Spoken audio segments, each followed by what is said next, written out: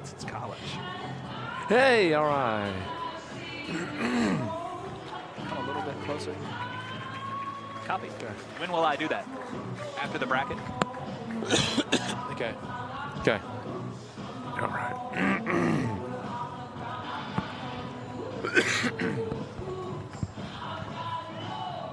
You're at a baseball tournament. You can't stop thinking about CrossFit, can you? Where's it? Oh, that's my Twitter background.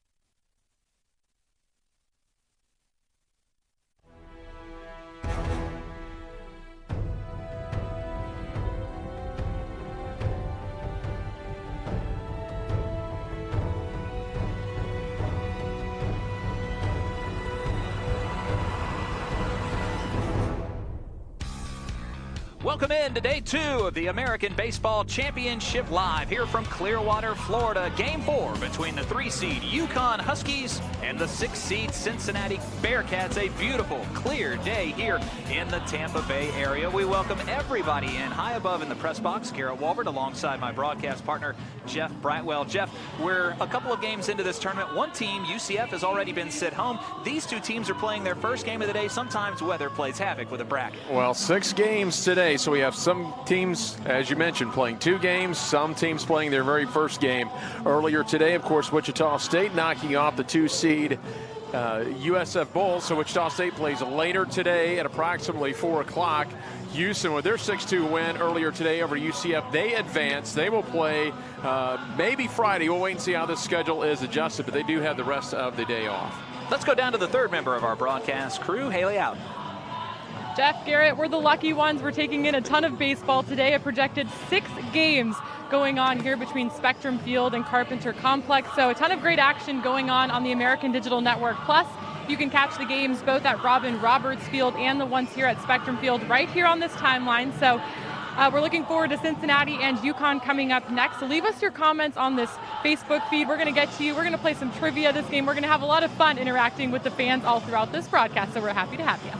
Looking forward to it. Let's take a look at the keys for the Bearcats, who are 28-26 on the year under first-year head coach Scott Guggen.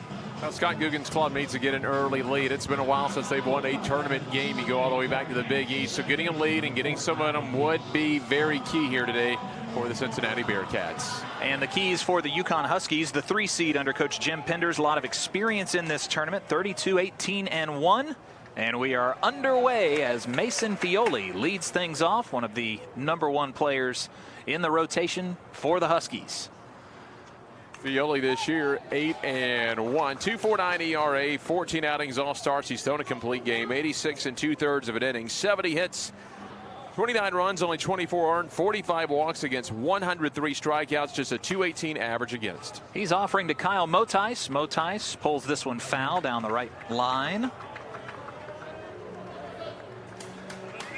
Again, Fioli again coming in with that 8-1 record. He's thrown 9 wild pitches, hit 7 batters. Again, just a .218 average against very good strikeout artists with over 100. This one's again pulled to the right side. Could take it unassisted, and they do. The player was tagged out in the baseline. Nice unassisted work there by Chris Winkle. Nice job by Winkle as we take a look at that lineup for Cincinnati. A lot of seniors in this lineup. We saw them a couple of years ago, Garrett, when they were playing with all freshmen. They ran the freshmen out there that first year, threw them in the fire. You take a look at Motice, McVeigh, Rodriguez, Habercorn, 4 seniors that have been playing every day since their freshman year. Back with a winning record now in the Queen City. Excited to see what they bring to the tournament in 2018. That'll bring up Connor McVeigh, who's certainly battle-tested here on the fields in Clearwater. And Fiole starts him off with a ball. Powered that one through, 90 miles an hour on the gun. In the regular season, Cincinnati dropped 2 of 3 to UConn. Pretty close games, though. 6-7, 8-5, a 1-0 affair in the very first matchup on April 20th. Cincinnati did a nice job near the end of the season, getting a few wins. They logged a nice non-conference win against Ohio State, their last midweek game of the season. Misses there. Were able to get several series wins. They started out this year Couple of wins over Cal and San Diego to get out to a nice start, then had to battle their way back. Well, the defense in the field for the UConn Huskies, they have 4 underclassmen getting the start today, including the freshman Christian Fedko, but he's the DH. Tapa, Stefanski, and Feldstein out in the outfield. Moriarty, Prado, Woodworth, and Winkle across the infield. Fioli in the hill, and Zach Susi behind the plate. As you would expect, a pretty good fielding team for the Huskies in 2018. They'll bring up Manny Rodriguez to the plate for Cincinnati with a man on and 1 out. Big swing there, aggressive on the first offering. Manny, one of your better defensive shortstops in the league. Not a bad hitter either, with 15 doubles and 12 home runs on the year. Really plays that field turf up at Marshott Stadium very well. Uses it to his advantage. So the left-hander with an easy look over to first base. There's Rodriguez, who comes into the ballgame hitting .296 in his senior season. Fioli one-hops it to the plate, and that breaks Susi down. Really impressed with what Cincinnati did this year under Scott Guggens. He came over from across town at Xavier University. Remember last year they came here without an acting head coach, had to have an interim head coach. Things were just not going well for the program. They made the change. Scott Guggens did a nice job over at Xavier, and he's done a really good job here in his first season. Yeah, it felt weird in the opening saying first-year head coach because he's had so much experience at Xavier, over 340 wins there, and then, of course, comes to Cincinnati to try and revive the program. Beautiful stadium, good fan base. They've certainly got some talent up and down the roster now. Really thinking, I'm not seeing Xavier's facility, but with this facility that the Bearcats have, there are programs sitting there. They put the right place in person and position. I believe it will be Scott Guggens. That program really could take off in the Midwest. Not too long ago, in the days of the Big East, when a lot of these programs came from that conference, that was the premier stadium in the conference. Notre Dame was able to maybe make some brag about that. Certainly when Louisville built their new ballpark in the Derby City, they had a chance to lay claim to it. But I've always been impressed with Marshott, the way the ball plays. Great sight lines. You're a little bit elevated, fields below you, and it's a beautiful ballpark to play in. Great scenery. You got Nippert Stadium out beyond left field, the basketball renovations in right field, but the spires of the campus of UC really neat to see at night. Got him to go after one down in the dirt. There's the first strikeout of the game for Fioli. Fioli establishing the strike zone early, getting ahead, and now just sent out away from getting out of the first inning. So Rodriguez goes down on a K after the walk. McVeigh with pretty good speed, 16 stolen bases standing off first. That'll bring up A.J. Bumpus, the left-handed bat.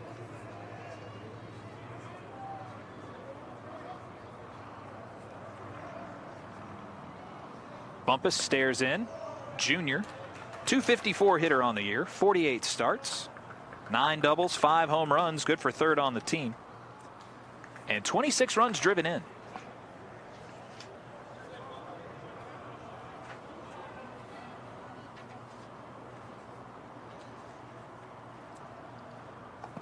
Beautiful breaking ball by Fioli. Now Bumpus takes it right down the middle. Watch for it to break 1-1. Has an opportunity here. They'll need to be aggressive against Fioli. Much like we saw yesterday when they got to the pitcher of the year for Houston. Don't lay back. Got to be aggressive. You got to take the initiative. Fioli, a sophomore, 6'1", 194 pounds, out of Rhode Island. I heard that win, lose, or draw today for Connecticut. The next game they will play, Chase Gardner will suit up for them.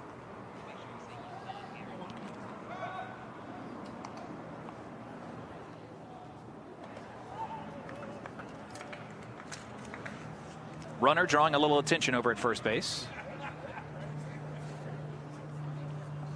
McVeigh with a short lead. And the pitch to Bumpus.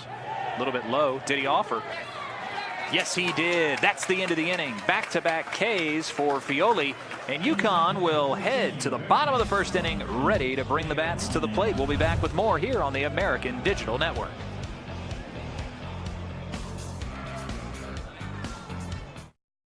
For every hero, there is an origin story. an experience that made them who they are. For a new generation of explorers, pioneers, and innovators, that experience is calling, offering a different kind of education, one guided by distinguished professors who understand experience as the best teacher. Greatness lies beyond the classroom. This is where you start. University of Cincinnati. Do more. This is a classroom. This is a lab. This is a study break. This is family. This is home. This is UConn.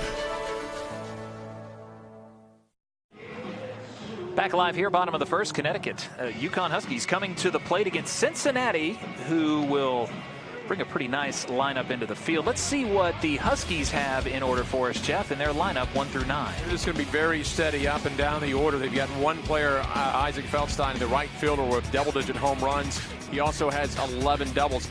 Not the pop we're used to seeing in this UConn order, but they can still produce runs. 281 batting average this year.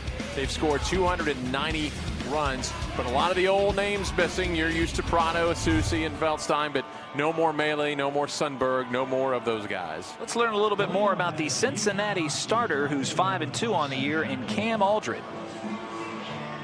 Cam's going to be pretty solid today. 5-2 in 13 outings, 3.68 ERA, 73 in the third inning, 61 hits, 35 runs, 30 earned, 26 walkouts, 78 strikeouts, just a 228 average against. Aldred, 6'3", 207 pounds, an Ohio native. And he starts the tournament off with a strike to Connecticut.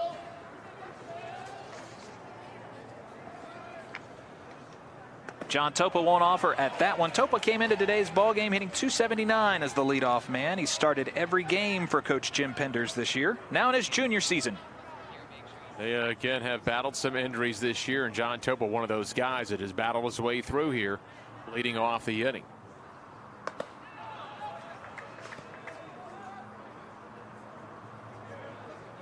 Topa looks on. He's behind in the count, 1-2. Just a perfect day dialed up here in Clearwater, Florida. We dealt with rain yesterday, getting a handful of games in. Topa gets a piece of it, but it ends up in the mitt, and a strikeout to start the ball game for Aldred. I like what I see out of Cam Aldred and Mason Fioli as well. They're going after the strike zone, dominating early, getting ahead of hitters. This is different than what we've seen the 3 other games you and I have done, where pitchers have fallen behind and really elevated the pitch counts.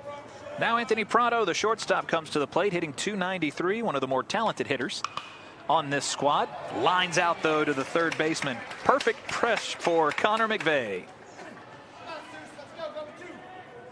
Little Gold Star play there at the hot corner. Let's take a look at the rest of the defense. Weimer in left, Treg Haberkorn in center, and Bumpus in right. McVeigh, Rodriguez on the left side of the infield, Motice and Eric Santiago standing on the right. Aldrin on the hill. And behind the plate for Cincinnati, more talented players, Indiana. They'll be one of the teams themselves and Tulane play on field turf surfaces, as well as Houston moving over to the natural grass for the week. 967, 68 errors on the year for the Bearcats.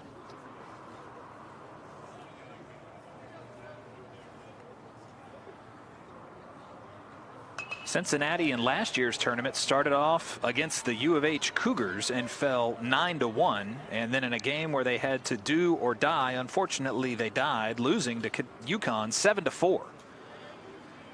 We said in the regular season that the Huskies took 2 out of 3. Both teams in danger of going quietly here in the first. Down the line into left field. On contact there. Susi rounding first. He's thinking hard about second, chugging in, and he's got a 2-out double. All-conference catcher, nice job. Just shot it in between McVeigh and the bag. Never hesitated around first base. Taking a look at your catcher, Zach Susi, who leads the team, hitting .330. He's thrown out 14 runners this season, so not only good offensively, very good behind the plate. That'll bring up Felstein, the leading power hitter, 13 bombs on the year, 37 runs driven in.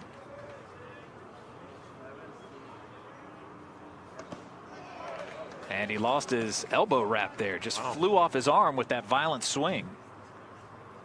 I don't think I've seen the elbow padding come off before, but popped off there. The Velcro not quite secured enough. I think actually I'm protecting the elbow, but also the bicep. Right.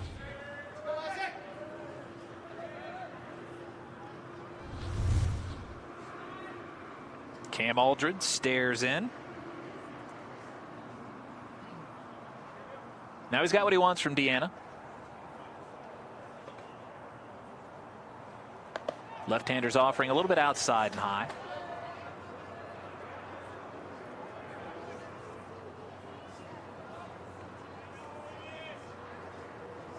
UConn, the second winningest team in this tournament for the Americans since 2014. Jim Pender's team is 9-7 in all games in Clearwater. The only team with more wins is Houston, who is now 10 games above 500 at this ballpark. 14-4. Face each other a couple of seasons ago in the championship game, and UConn, one of the teams we think could make a run through this bracket, coming in as the 3 seed. Houston's won a pair of titles. ECU won the crown in 2015, and UConn won it in 2016.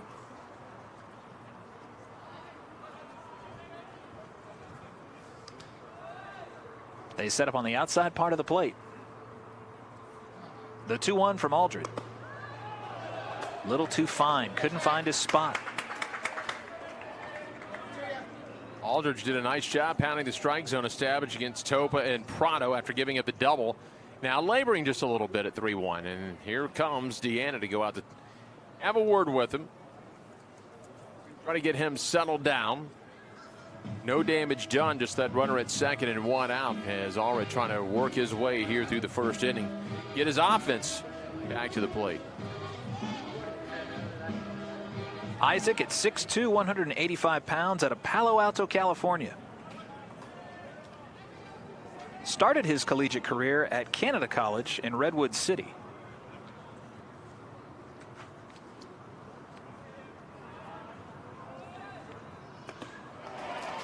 Swung hard through that one, and that'll run the count full. Lost the guard again, but a strike away from getting out of the inning for Allred. Still in really good shape. Pitch count and not in any jeopardy right now whatsoever. Just 12 pitches thrown here in the first inning. Aldred with a beauty of a pitch that broke in on the right-hander. We'll see if he stays with the off-speed stuff. That one's a little bit higher, and he got it right by him. 91 miles an hour. And despite the double down the left field line, UConn goes a little bit quietly here in the bottom of the first. We'll come back for the top of the second when we return on the American Digital Network.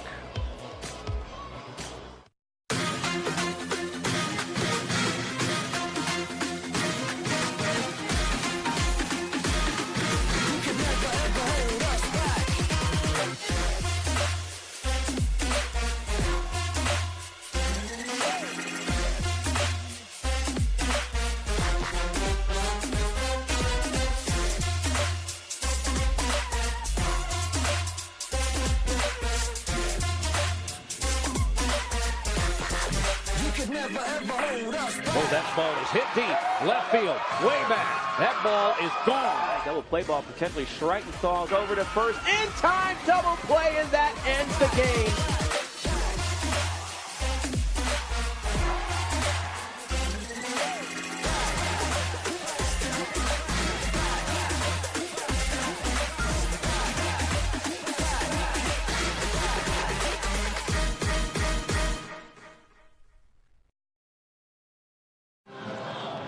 Top of the second, we're still scoreless between Cincinnati and UConn. And back out on the hill is Mason Fioli. Fioli, last year's American Rookie Pitcher of the Year when he went 7-4 and had a nice appearance here in Clearwater. As a sophomore, his numbers are even better. 8-1 on the year with a sub-2.5 ERA. the Gatorade Player of the Year in 2016 for the state of Rhode Island. And obviously, one of the better arms in the pin or in the rotation for UConn. He'll start things off here against the first baseman for Cincinnati, Eric Santiago. Santiago, just a sophomore, started several games this year. 46 game, his 43rd start of the year. 275 hitter, looks at called, strike one.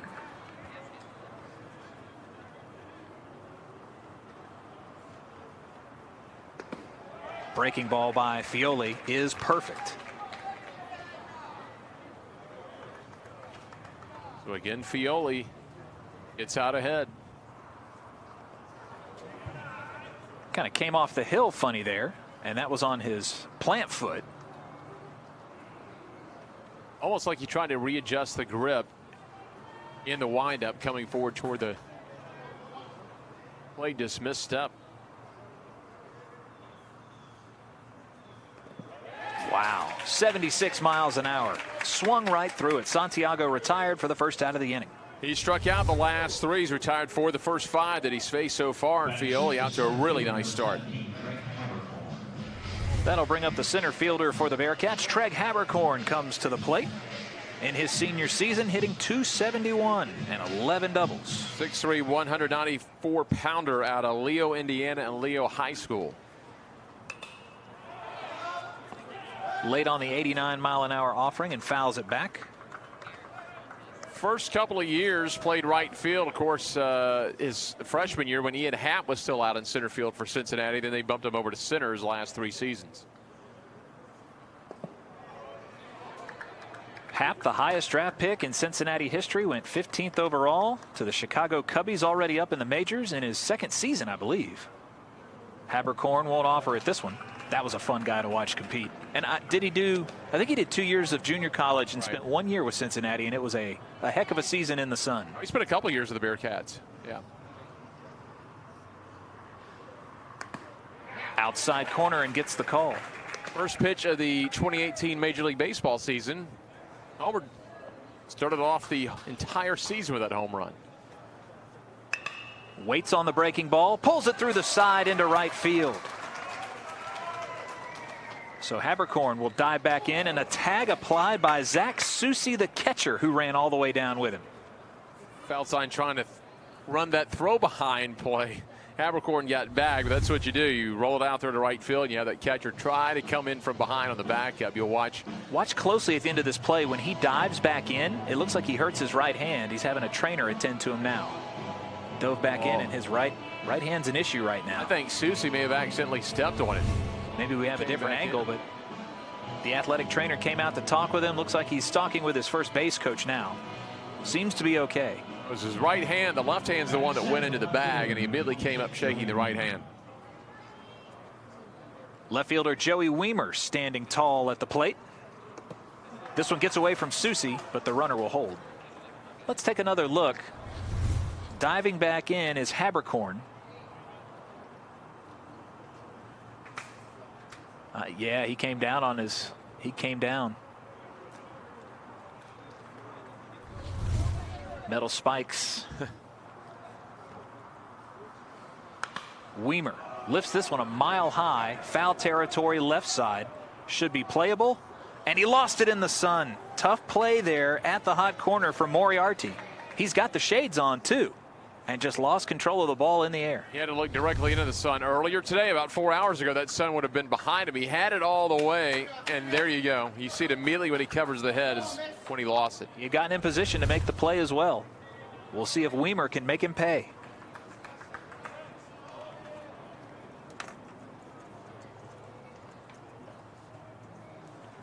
So a runner on first and 1 out. Mason Fioli takes a deep breath there. Weimer, a freshman,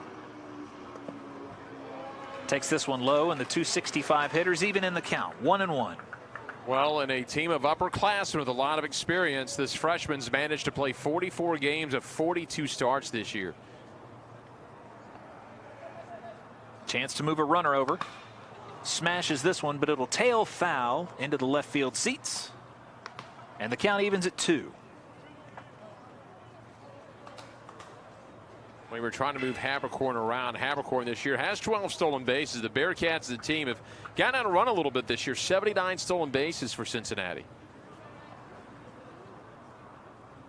Weimer at 6'5", 200 pounds, a Michigan native. 74 miles an hour, well out in front of the change, and Fiole has yet another strikeout, his 4th of the game.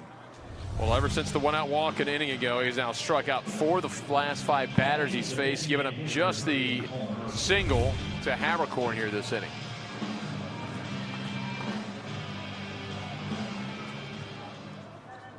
Now Cole Murphy will come to the plate. Murphy digs in. This one gets away from Susie, and easily moving up on there is Habercorn. Now standing at second base.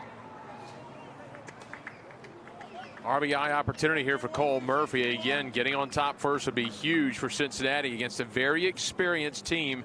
Not only overall, but an experienced team here in Clearwater and the UConn Huskies. Murphy, the 4th of the left-handed batters in the lineup for the Bearcats. Wind blowing out hard through left field right now.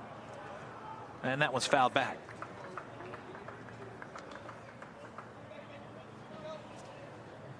Well, Fiole, the only pitcher with 100 or more strikeouts for UConn this year. The last 2 seasons, they've been able to have dual pitchers with 100 or more strikeouts. So with Tim Cate batting a little injury this year, only 8 starts, just has 54 Ks on the year. Murphy with great size up there at the plate, 6'6", 200 and almost 30 pounds, a Cincinnati native. Second on the team with 9 home runs. Stares in against Fiole.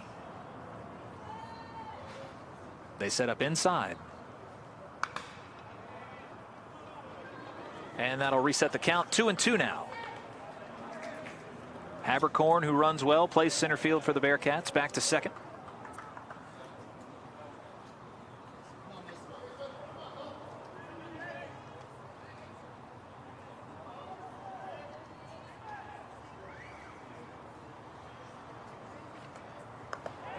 Wow. Struck out the side. Pretty impressive. Treg Habercorn is left on second base after a single, but 3 punch-outs in the inning for Fiole. He now has 5 in the ballgame. Jeff and I have seen a couple of good games so far. Let's get some perspective from the sidelines from Haley Outen.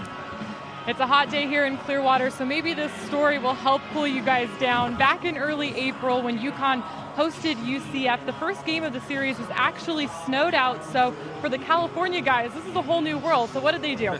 Of course, they decided to build a snowman. We're showing you some pictures of that. Jeff Kirsten led the charge, and 5 California guys on this team, they put that first snow out to use. So kind of funny looking back to mid-April, and we're standing here in the sun now. That thing wouldn't last 5 minutes here in Clearwater. Goodness. I remember them posting that up, and then again, that's where they had to play that doubleheader on that Sunday morning with a 28-degree first pitch temperature. But I believe they had some snowmen in the dugout as well. But the adventures of J.O. Christian in Storrs, Connecticut in baseball season up in the Northeast. That's the amazing thing of what Jim Penders has done. That's how he built his RPI. They only played 16 home games this year, but a 22-13 record on the road, and put themselves in position with a 20 RPI outside chance. If they were to run through this tournament, potentially win this tournament, may be able to move up into position to possibly host a regional. And of course, the projections have put them in Norwich, where they've hosted it before. 15 seasons at UConn as the head coach, 520 victories, 363 losses against 5 ties. He's got some power wins this year. Again, beat Cincinnati. And the 4-time conference coach of the year. He's assisted by Jeff Aragon, Joshua McDonald on his staff. McDonald, a former player under Jim Penders, and has called balls and strikes for quite some time.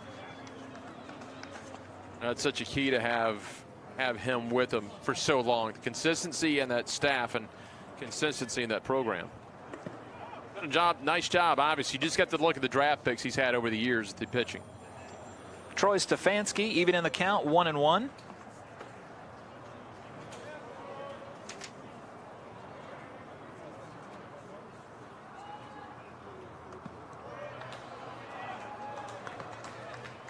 Now ahead in the count, 2-1 as Stefanski steps in. Hitting .305 in his final season at Storrs. 9 doubles, 5 home runs, 29 runs driven in. And now he's got a hitter's count.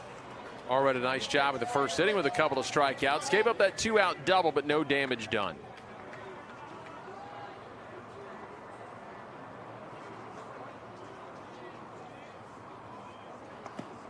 And he walks him too far inside. Well, didn't need the leadoff walk here. Now he's going to have to pitch with the runner on. See how he does here. Not a lot of trouble here. He can induce the double play and get out of a bit of trouble. The second baseman, Michael Woodworth, comes to the plate, hitting .312 in his junior season.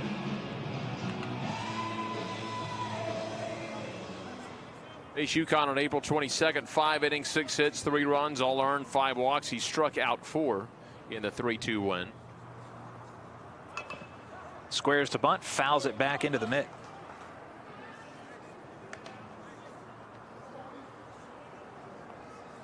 Best outing of the year for Allred would have been the 7-inning shutout at Tulane. 7 innings, a pair of hits. He walked 1. He would strike out 9.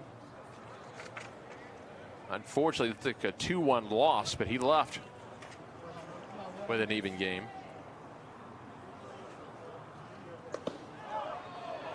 Little too off the outside corner, and Woodworth even in the count, 1-1.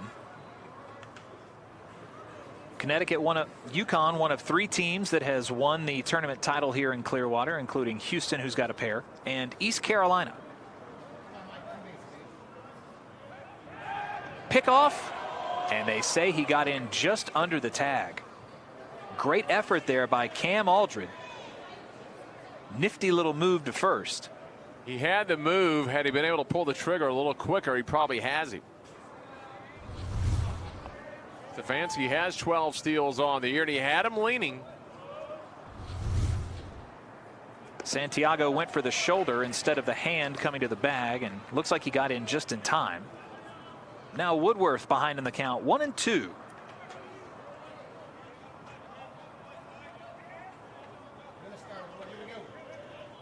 Aldred stares in at Deanna.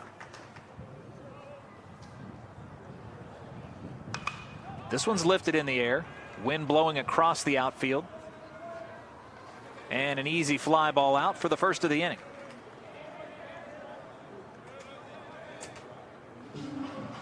Comes back, gets him to lift it into right field. Now it sets up a potential double play. They've turned 33 on a year. On that field turf, not always the easiest place to turn a double play. You're going to get a true hop, but that ball squirts through so quickly at places like Churchill Stadium and Schrader Park, Hardshot Stadium. Here on the grass will be a little bit slower. May have an opportunity here against Winkle.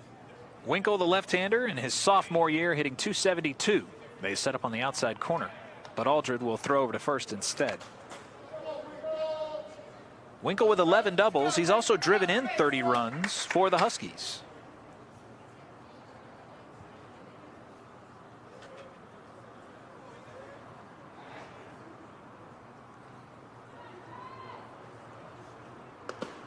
Took that one inside. Winkle listed at 6'5", 205 pounds. And it's a big strike zone up there, and the 33 double plays, Garrett, were in league play. Get this, overall this year, 67 double plays turned by Cincinnati. That's magic. Magic in the middle infield. They'll say that Winkle did offer. And with 1 out, that'll take your count to 1-1. Well, he's kept it low so far. He's punched out 2. Line out on a pop-up. If he can get him to roll one over to Rodriguez. Again, Rodriguez has some of the best range in the league at short. Aldred already has a pair of strikeouts in the ballgame. And nice job over there on first base by Stefanski to draw the attention of the starter. A couple of times he's tossed over. Christian Fedko on deck, the only freshman starter for UConn today.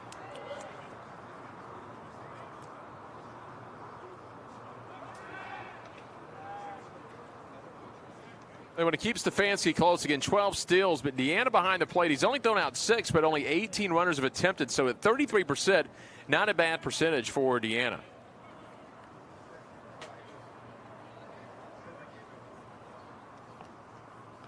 This one gets away from Deanna, and Stefanski doesn't hesitate to get into second base.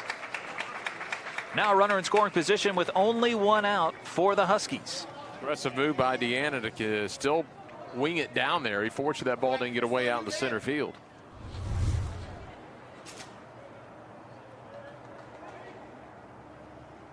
Spins and a little wide and a nice stretch by Rodriguez. That would have been disaster had that ball gotten out there and Stefanski moved on to third base. Trying to come back here against Chris Winkle, who's up in the count 2-1. Swung through that one, 89 miles an hour.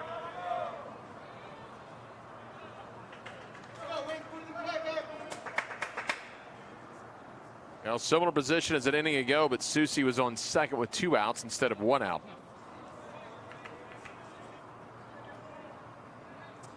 Right side of the infield's almost all the way back on the grass.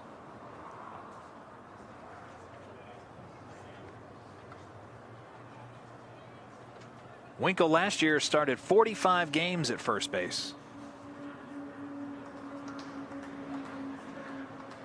Done a nice job to improve on his freshman numbers. Drove in just 15 last year. He's doubled that. Late on the fastball at 90. Fouls it back over the left side.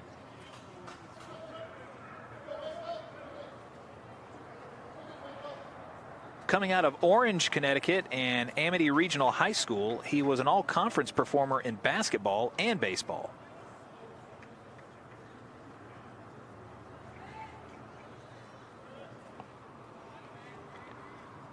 The 2-2. He won't offer at it, and we've got a payoff pitch coming up. A nice take there. It was hitting the outside part of the plate, took that last-minute drop at 81 miles an hour. Really solid take by Winkle. Especially for a guy with only 14 walks and 57 strikeouts.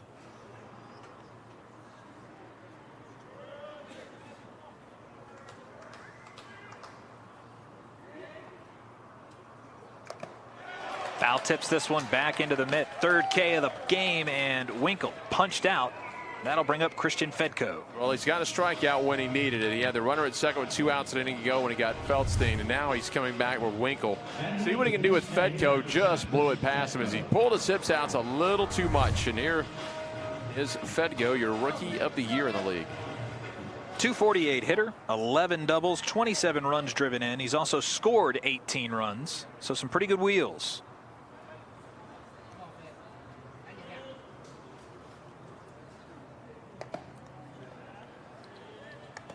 First pitch to him is out of the zone.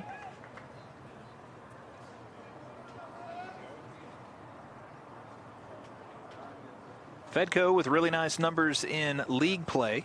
Started 44 games as a rookie.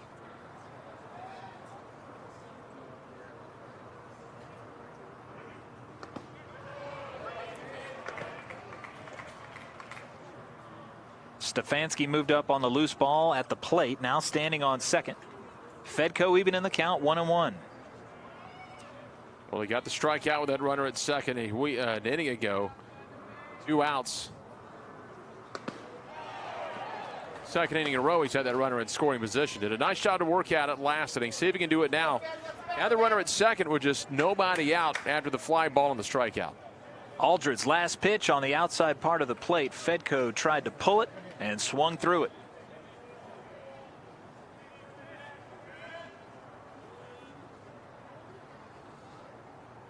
Let's see what the left-hander does here. Blew it right by him. 2 strikeouts in the inning for Cam Aldred, and Cincinnati keeps it scoreless through 2. Impressive pitching there. Here in the American Championships in Clearwater, Florida. More activity between the Bearcats and Huskies when we return on the American Digital Network. 7,000 student athletes rising to become champions in 21 different sports at 13 esteemed institutions across 11 states. 360,000 students and 2.6 million alumni. rise up in celebration of a Power 6 conference known as the American. Power comes in all forms. Power is a big tackle, a big save, a clutch hit, and a game-winning shot. Power is also standing up for what is right. Power is respecting an opponent, officials, student athletes, coaches, and team representatives. Power is not tolerating racial or ethnic comments, profanities, or other improper actions while at the game. The American. Power. Power. Power. Power for life. The sensational sophomore Mason Fioli, last year's Rookie Pitcher of the Year. He has blown the ball by Cincinnati here and struck out 5 of the last 6 men he's faced. He's done it in a variety of ways. You've seen the breaking ball. There's another strikeout on the breaking ball. 2 innings, 1 hit, 1 walk.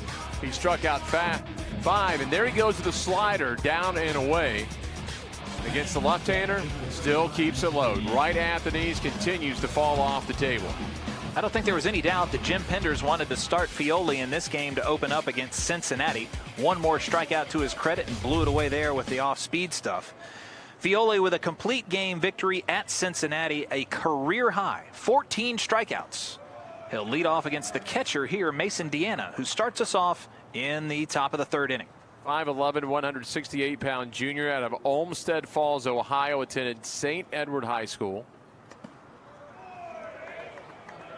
A year ago, played in just 18 games of 7 starts. Had a stolen base, caught a runner stealing against Wright State. Has moved into the order. Just 3 appearances back in his freshman season in 16. This one's hit on a line. It'll find itself in left field. And a leadoff single by Deanna, the 9-hole hitter against Fioli. Does a nice job. Just took one out over the plate. Had to reach for it a little bit. May have fooled him, but he comes away with a base hit. Pulls this one through. A couple of hops, and that will subvert shortstop and 3rd.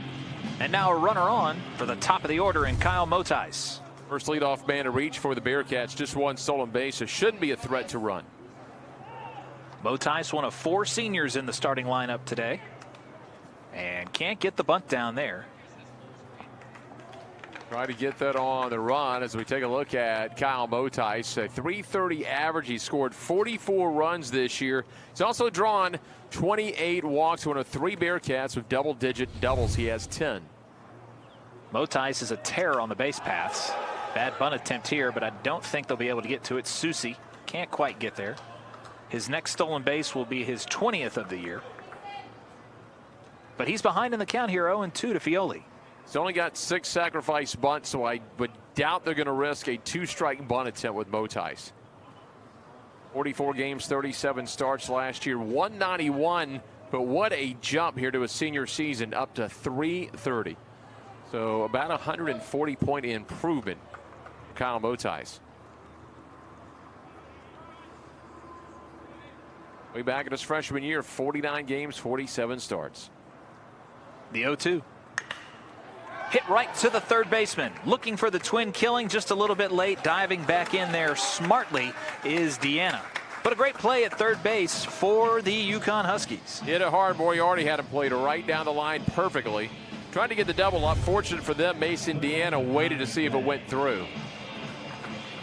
You were talking about that freshman class of 2015. Nice to see the guys all grown up. They were the youngest team in the NCAA and played 22 freshmen in 2015. Now a veteran group, climbing near the top half of the American standings.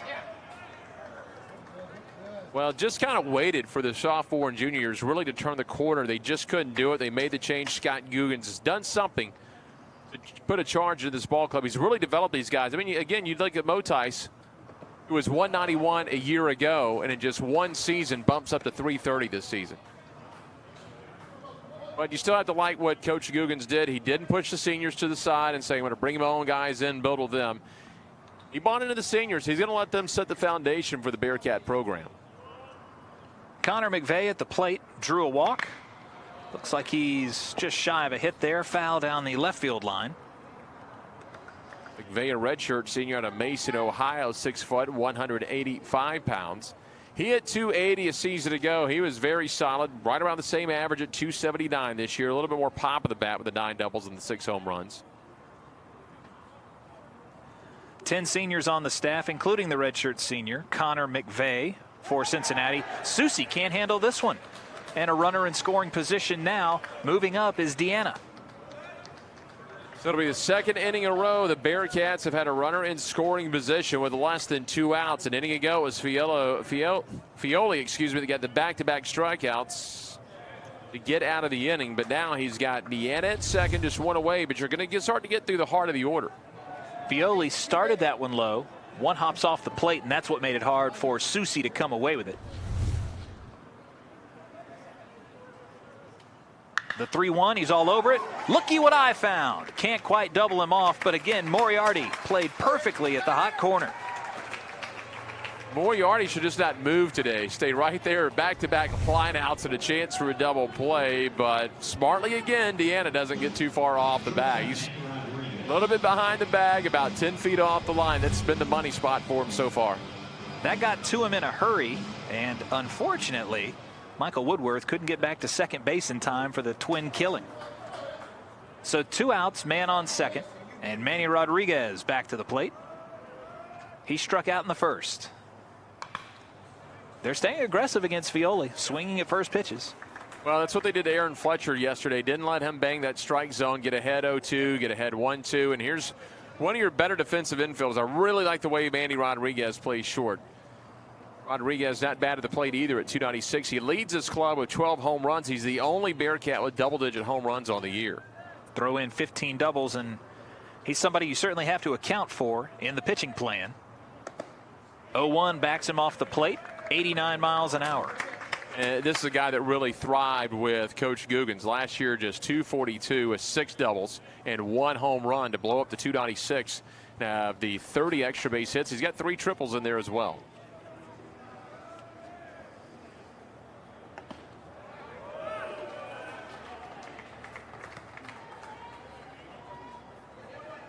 Biggest thing he would take away, though, if you're going to go at Rodriguez, are the 55 strikeouts, only 20 walks this year.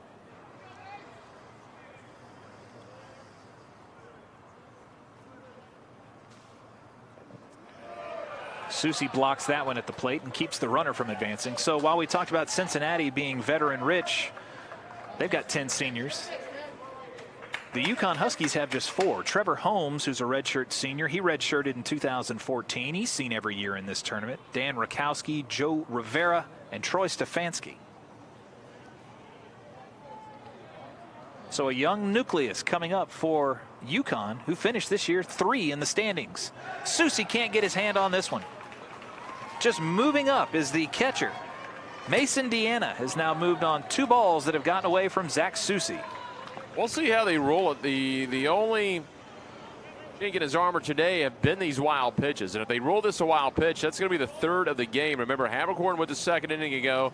He's moved Deanna to second. Now Deanna over to third. It will be ruled a wild pitch, so the 3rd of the ball game. His 5 strikeouts have kind of offset that, fortunately for Fioli.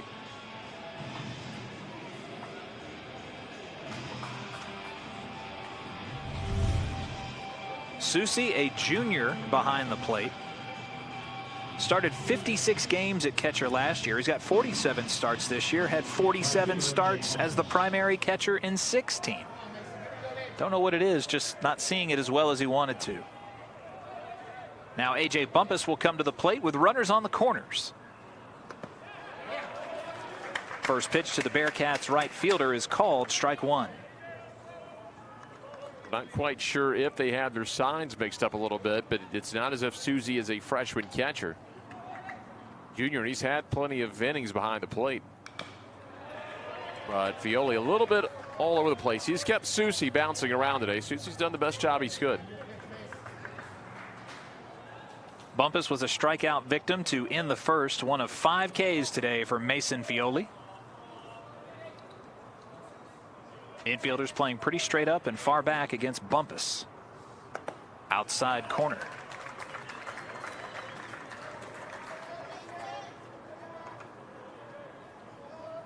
Up as a junior out of Rougemont, North Carolina, Northern High School, 6'3", 193-pounder.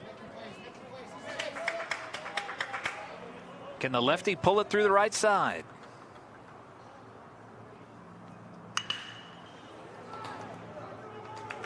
Easy little play up the middle, and that's the end of the inning. So 2 stranded by Cincinnati, and UConn will come to the plate in the bottom of the 3rd, trying to break this scoreless tie here at the American Baseball Championships live on the American Digital Network. This is a classroom. This is a lab. This is a study break. This is family. This is home. This is UConn. For every hero, there is an origin story. An experience that made them who they are. For a new generation of explorers, pioneers, and innovators, that experience is calling. Offering a different kind of education, one guided by distinguished professors who understand experience is the best teacher. Greatness lies beyond the classroom. This is where you start. University of Cincinnati. Do more. Beautiful day here in Clearwater, Florida. Our second game of the day on this field, Spectrum Field. And let's go back down onto the field.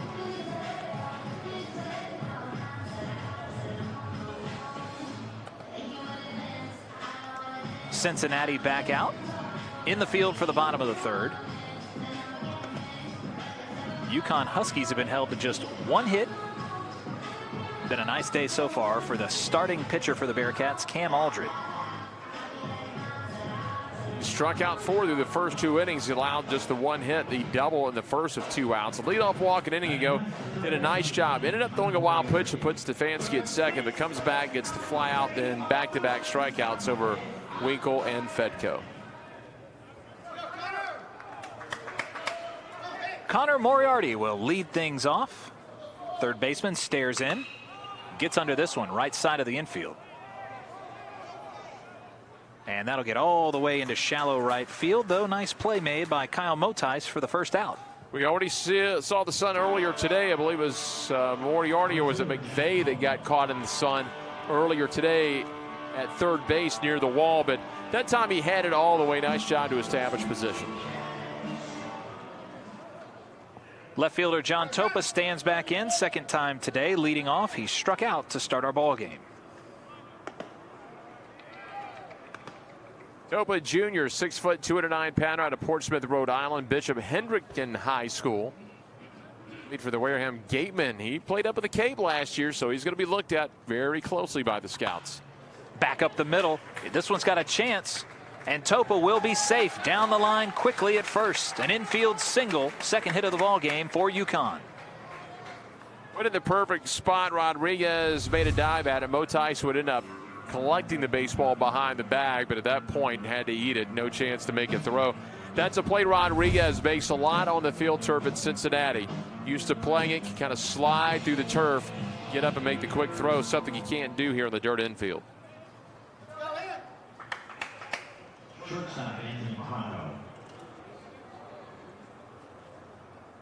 Anthony Prado will come to the plate. Shortstop with a man on and one out. I think what's really impressive about UConn is that they finished in the top 3 in the standings in the American the last 3 years running, and this year they did it with only 4 seniors. The great pitchers continue to filter through Storrs, Connecticut. I talked to Jim Penners a couple of years ago when Memphis was playing at J.O. Christian. May have been last season. This one's ripped into left field. It'll drop, and the runner will hold at second base. So back-to-back singles for UConn. What he told me is obviously the talent base is not what it is if you go to Florida or Texas, as we talked earlier. Nice job just to turn on that one, driving in left center. He tries to build in the Northeast, try to keep the frontline pitchers up there. Try to build around them. Then he can find some guys he can develop over 4 years. We saw that big senior class over the last couple of years go out, led by Bobby Bailey and Sundberg. Those guys tries to develop them over a 4-year period, much like he's going to do with Fedco. Moriarty a sophomore, Winkle a sophomore, Prado a sophomore. The only extra base hit of the ball game belongs to this man, Zach Susi, who doubled down the line and left. Nice job not offering there. So Coach Penders doesn't overcomplicate things. Keep it simple, and what do? You build your baseball team around pitching. You're probably going to be pretty successful. Cam Aldred stares in. Behind in the count, 1-0.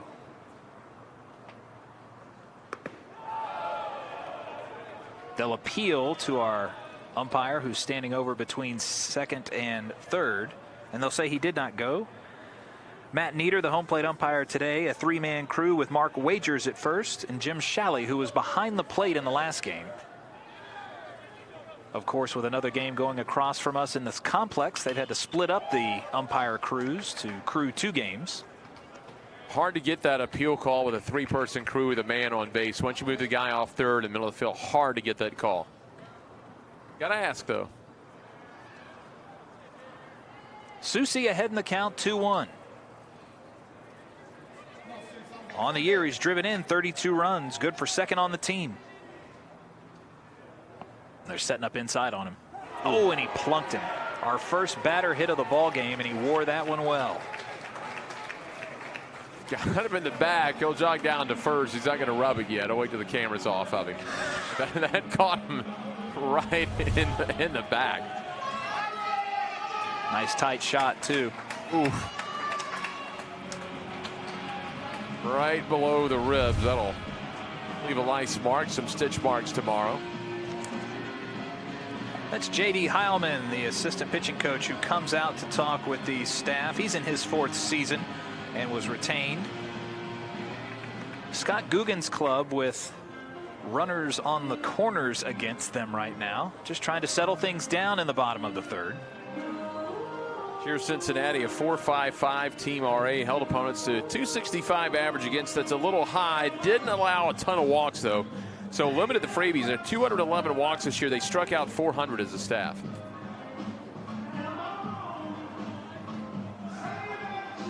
Biggest trouble that Allred's been in already after getting the leadoff man retired in Moriarty. The back-to-back singles, now the hit batter. Now you're going to go into 4, 5, and 6. Some heavy bats coming up for the Huskies. That'll bring up the right fielder. Feldstein stands in. A Husky at every base. Got a piece of it, but it's back into the mitt, fouled. A long way to play for UConn out of Palo Alto, California, with the Palo Alto High School. Stopped at Kenyatta College before making his way to the Huskies. That was out in Redwood City, California. Topa on third, Prado on second, Susi on first. This one's lifted high into the air. Into right field, the catch will be made, and that will send Topa home for our game's first run. An RBI, sac fly for Feldstein. All he needed to do is get some elevation of the ball, hit it deep enough, and that was well deep enough as Bumpus had to go back to his left toward the corner. Not only did they get the run in, they're able to move Prado over to third base. Heads up base running there by Prado to move up from second to third. Runners on the corners, and Troy Stefanski will come to the plate. He walked in his only previous at-bat. 38th RBI of the year for Feldstein.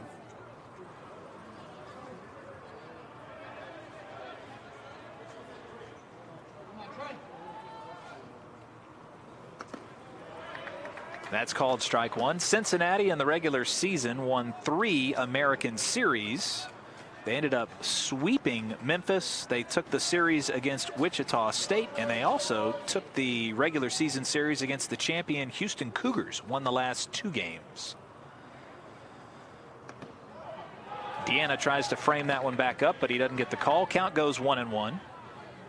Didn't end the season like they would want to, though. They lost 4 of their last 6. Got a win against Ohio State and USF, but could not finish off the series against the Bulls. They fell 6-8, 8-9. Count now 1-1. Aldred will throw to first.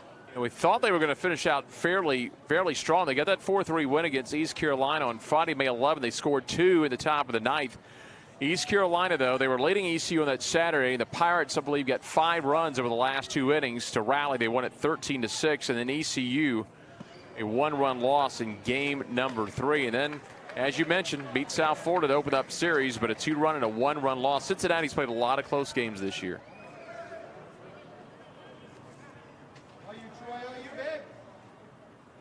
Certainly think good things are to come for this program, and winning a couple of games here in Cincinnati could really announce them with authority for the 2019 season.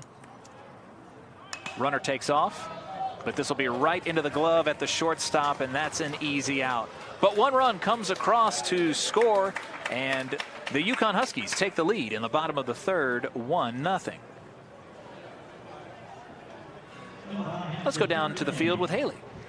Just a quick score update from the Carpenter Complex. Tulane is up 2-0 over ECU. Grant Witherspoon homered in the bottom of the 3rd inning, so quick update there. And over here, we want to thank you guys for tuning in with us on the American Digital Network Plus. We realize it's the middle of the workday. It feels like the weekend and this beautiful day here in Clearwater, but we realize many of you are out and about or at work tuning in with us, so we appreciate it. Let us know where you're watching from. We want to hear in our comments section. Thank you, Haley. I think we need to realize how lucky we are to be calling this work, sitting here in this beautiful setting. Just a great time to catch up on some college baseball. We're glad you're with us. We'll be back.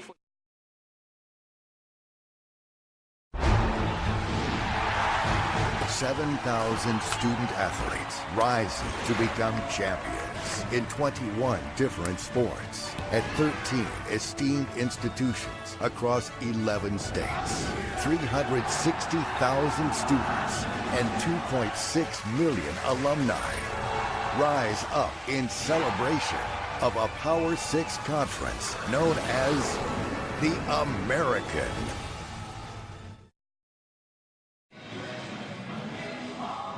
An inside look at Cincinnati's 3rd, make it first base dugout here at Spectrum Field. Bearcats coming to the plate in the top of the 4th inning, trying to match the UConn Huskies, who have scored 1 run. They scratched it across with a sac fly RBI to right field. You know, Haley just referenced that Tulane ECU game where Witherspoon has hit the 2-run homer to go up 2-0. The real story, Roper, their starter for the Green Wave. 4 innings, 1 hit, no walks, 7 strikeouts so far in that ball game. Boy, if you're an ECU fan, that's tough to take. Would love to see the offense break through. And, of course, you can catch that feed on the American Digital Plus and Facebook Live. So the Bearcats back at the plate with Eric Santiago leading things off. The first baseman stands in against Mason Fioli. This one's a little bit outside. Santiago, a solid sophomore season at 275 on the season. Lifts this one to the back of short, and it'll die in the glove there. 2 pitches, 1 out to get things going for UConn. That'll bring up the 6-hole hitter, Treg Habercorn, who singled into right field in his first at bat. As one of the 2 hits, moved to second on a wild pitch, but then it was Fioli with the back-to-back strikeouts of Weimer and Murphy.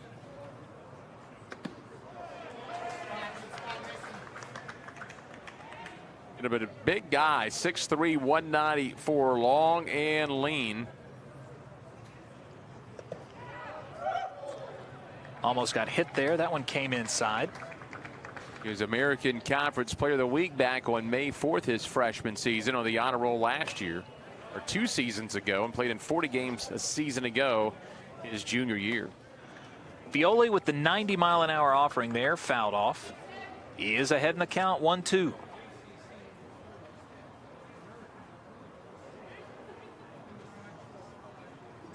Five strikeouts, make it 6. This one looking. And Habercorn heads back to the dugout. That's his first strikeout looking. Everyone else has been swinging so far, but he froze Habercorn on the outside. We take a look at it. Just came with a fastball that tailed on the outer half. And if you're Habercorn, one of the things you'll do back in the dugout is let the guys know, hey, they're giving up the corners here. You got to be aggressive. Can't let one get by you late in the count. Weimer looks at the 0-1 and swings through it. You know, I was watching a couple of innings ago. Last inning, Rodriguez take a big step. Thought he was guessing maybe breaking ball. But if you watch closely, these Bearcat hitters all have that big front leg step. Did he offer? Home plate umpire says yes, he did. Susie will tag him out. 2 strikeouts in the inning. Now 7 in the ball game. We'll head to the bottom of the 4th, and the Huskies coming to the plate when we return. They lead 1-0 on the American Digital Network.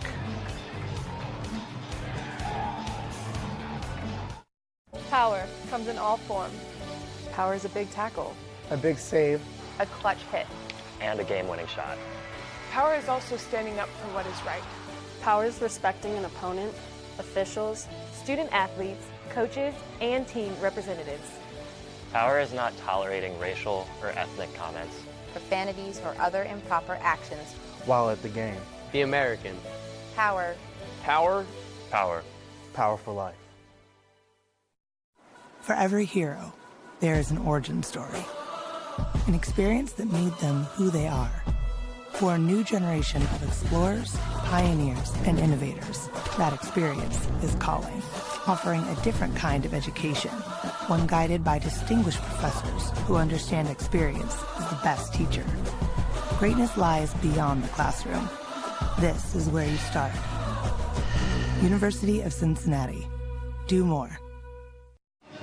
1-0 UConn on top of Cincinnati, and our worldwide broadcast on the American Digital Network is getting shout-outs from all over the place, Jeff. Yeah, we'd like to say hello to a few of our viewers. Tim Crowley in Berlin, Connecticut. Tom Gregory watching from Colorado Springs, Colorado. Ron Schonel, hope I'm pronouncing that right. Thanks so much again for the broadcast. Fort Wayne, Indiana, and then Kathy Coe from Orville, Ohio says, go Bearcats. 1 run on 3 hits for the UConn Huskies. No runs on 2 hits for the Cincinnati Bearcats. And Cam Aldred is back out for his 4th inning of work. Offering to Michael Woodworth is outside, and they want to appeal down to first. Yes, they did. And Deanna smartly goes for the appeal there and gets the strike.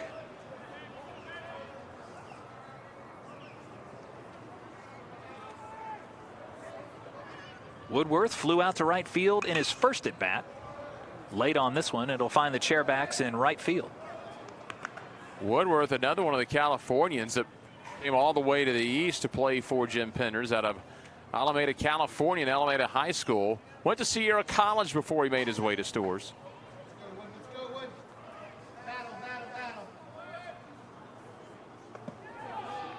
Breaking ball finishes a little off the zone. Played a pair of seasons at Sierra College in Rockland, California, the Big 8 Conference, part of the California Community College Coaches Association, all-conference team. First team all-conference a year ago. Gets into this one. It's got a chance to drop in the gap, and it finds a little bit of grass. Holding up is Woodworth with a big turn at first, and that is the 4th hit of the ball game for the Huskies.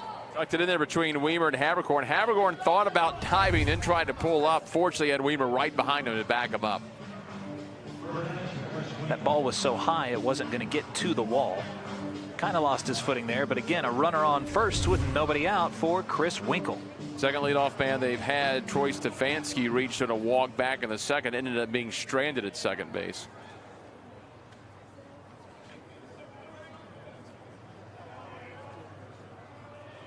Winkle stares in at the southpaw. Drops the bunt, and it gets past Aldred into no man's land. He's safe at first base. An infield bunt single for Winkle. Back-to-back hits for the Huskies. Can't draw much better than that. Immediately off the bat, you thought, well, maybe that wasn't the best bunt, but it squirted past Aldred. It looked like it was going to go right back to the pitcher, but he tucks it in between Santiago and Aldred. Motais did all he could do, but as you said, Garrett, kind of no man's land. He's kind of handcuffed. Thought he was going to hold on to the ball. Safe at first. And now the Huskies might be cooking with something here with 2 on and nobody out. Christian Fedko comes to the plate. Good run producer. Fedko hitting in the 8-hole today with 27 runs driven in. He struck out in his only previous at-bat.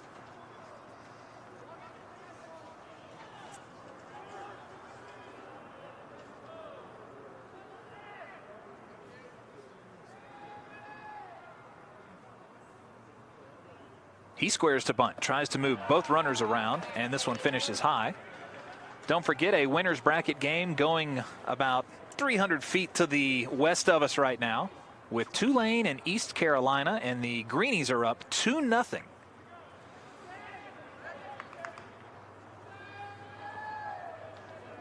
Aldred comes set. Doesn't give him much to bunt. This one could be snared, and it is. So the back-to-back bunting attempts, one successful, one not. Well, a rare mistake by the freshman who is the American Conference position rookie of the year.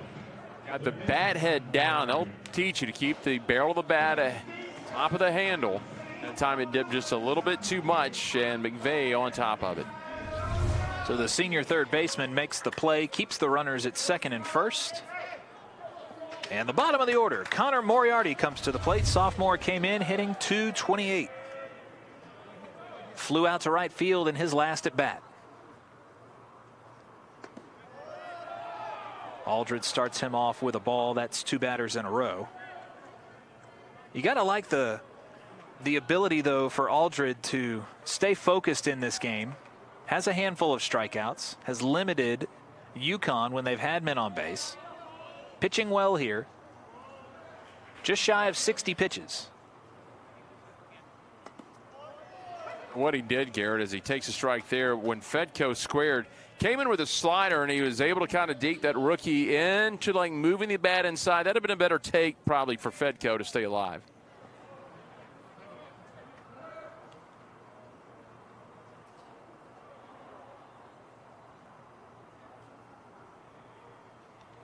Moriarty, if he can drop something into the outfield, might have a chance to score Woodworth from second. Offers it this one down the line, and the home plate umpire has to make the call. Jim Penders wants to make sure that he got the correct call. He was ready to send both of his runners home and make it a 3-0 game. Just pass it back. That is a tough call for Matt Nader behind the plate. We have the benefit of replay. They do not. Right. Moriarty pulled that ball down the left field line. Let's get a closer look.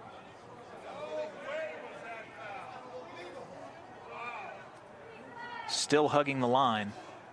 Right as it goes over the bag, it lands foul. I think that was really the telling feature there. This game doesn't end up going the Huskies' way. I'm sure that Coach Penders might reference that in a post-game chat. Well, it's tough for Matt, too. The depth perception, you're 90 feet away. You're probably 110 feet away once you see that ball kick out to the left side. Again, 2 conference tournament games going on right now, and the umpiring crew down to 3 here. A strikeout at the plate. Moriarty is retired. Now the Husky fans, as you can hear, displeased with the call. 5 strikeouts in the ball game now for Cam Aldred. Right at the knees, across the plate. Might have finished a little bit low, but that'll get the ring up. Now the top of the order, and John Topa might be the last chance this inning to try and drive one of these 2 base runners across. Topa has struck out and singled. He scored the game's only run back in the 3rd.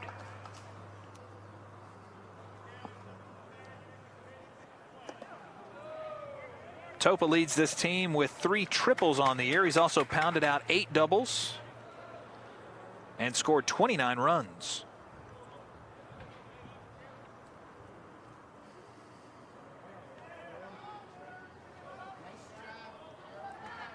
Aldred trying to keep it close up there on the hill.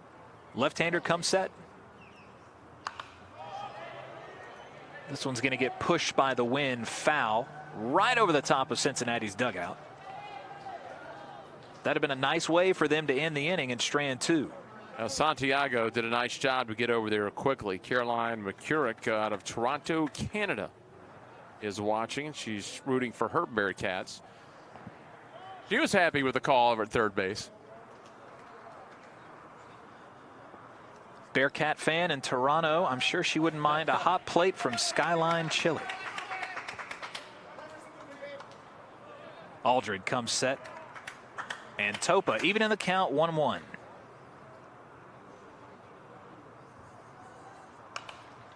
Boy, he's late on that one and fouls it off the facade at the upper deck. Got to be heads up in those upper decks. It was really nice catching up earlier today with Gene Stevenson. Haley Outen did a nice job there catching up with the legendary Wichita State coach. When you've got that kind of history, it's so nice to promote it. Nice to be able to have him travel, come down with the team, and just take in all the things that there are to enjoy here in Clearwater. I'm glad our broadcast was able to benefit from that. What a great move for their new coaching staff to start bringing him back into the fold. That's a guy you don't need to go away from the program. Aldred, one pitch from getting out of the inning. Just a little bit high. Woodworth on second, Winkle on first, and Topa trying to drive them around.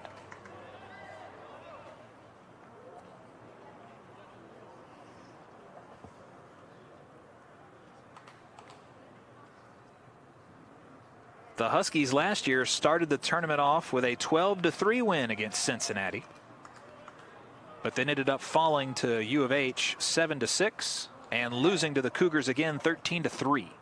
That was their out for the tournament. Aldred wastes a couple pitches. Topa smartly will not chase, and now the runners will be off with the pitch. Aldred's got to be careful here with the guys running and 2 men on base. Can't make a mistake to Topa, who can clobber one. Well, you were close on the foul ball by Moriarty before you came back to strike him out. You don't want to make that mistake again. Foul tip back in the mitt.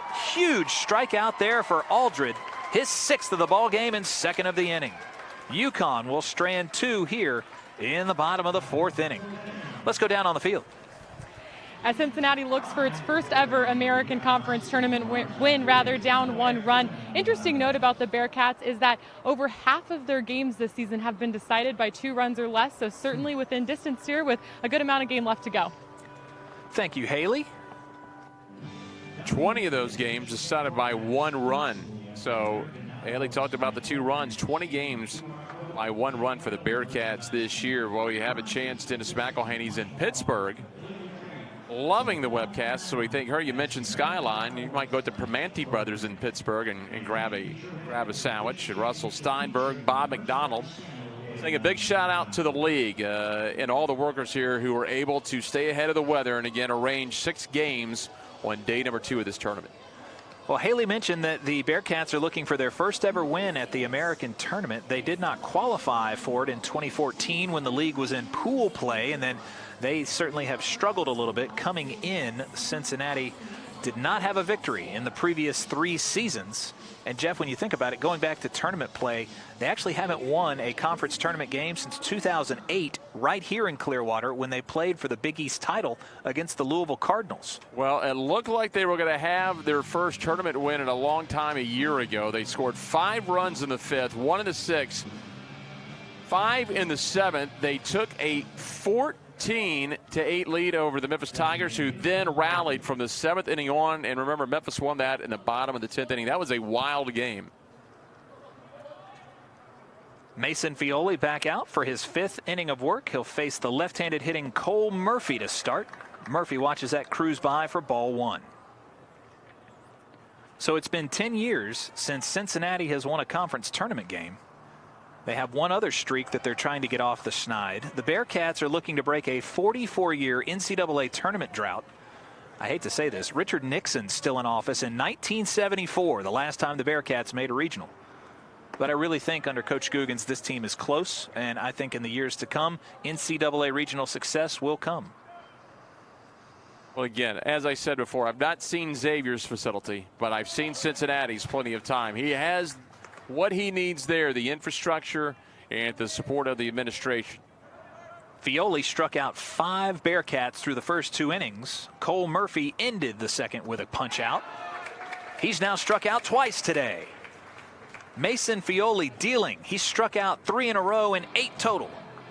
6 swinging. That's the 2nd one looking. You struck out Habercorn looking an inning ago. He's got a lot of action on it. Big 12-6 breaking ball. Looks like in the future he'll have to be a little more aggressive deep in a count there. Now Mason Deanna will come to the plate. He singled back in the 3rd, his only at bat. And the junior out of St. Edward High School, played in 18 games, 7 starts a year ago, 3 outings his freshman year. 4-year letter winner at St. Edward High School, 2-time defensive MVP in 2014 and 2015. That'll even make it 0-2 against Deanna, the 9-hole hitter in today's ball game. Mason's dad, Greg, football player at Bowling Green University.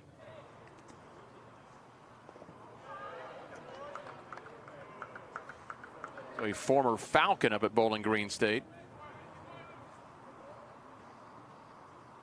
Fioli has allowed just 2 hits in the ball game to Cincinnati. Deanna has 1 of them. Swung through it. Susie's going to have to throw it down to first.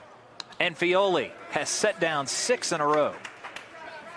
4 straight strikeouts. Habercorn, Weimer, Murphy, now Deanna.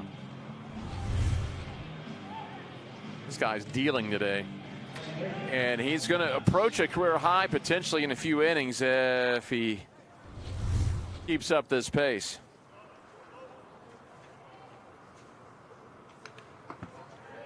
.89 miles an hour, fouled back to the screen. The last Bearcat to get on base was Manny Rodriguez, who drew a walk in the 3rd. Now Kyle Motis, the top of the order, stands in, just trying to break the rhythm of Fioli. This one's lifted in the air, going back in right field, and the catch is made. UConn gets him 1, 2, 3. Feldstein gets the catch. That is now 7 in a row, set down by Fioli.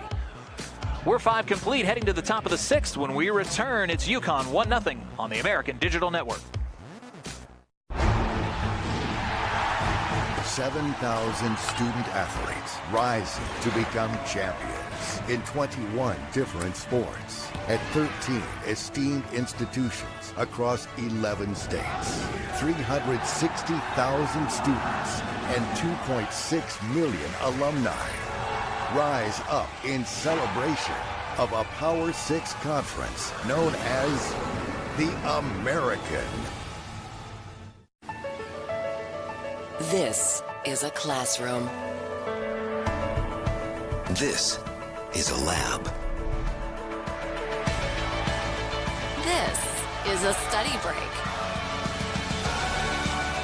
This is family. This is home.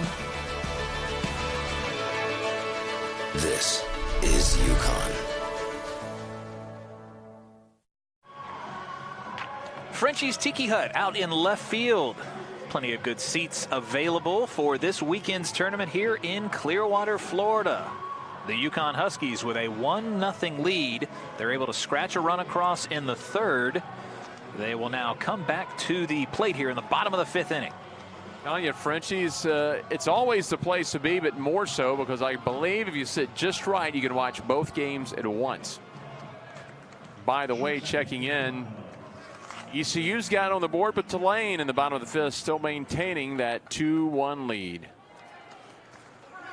Cam Aldred back out for his 5th inning of work. Anthony Prado will lead things off for the Huskies. Prado watches that one cruise by out of the zone. Anthony in today's ball game 1 for 2, singled in his last at bat. Well, Cam's holding his own against Mason Fioli. He struck out 6. He's walked just 1 in 4 innings.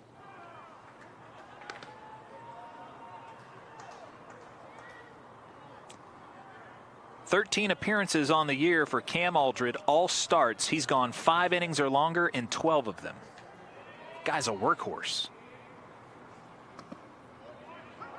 And with the postseason on the line, I would expect him to continue to go deep into this ballgame. Still just 68 pitches here with his team trailing by 1. Well, it doesn't take a junior. It's Captain Obvious to know that Jim Penders in Cincinnati and UConn would both love a complete game today. Seeing eye single. This one gets into left field, and Anthony Prado starts off the inning. Makes a big turn at first, and he'll force the throw to come in. The UConn Huskies with their 6th hit of the game.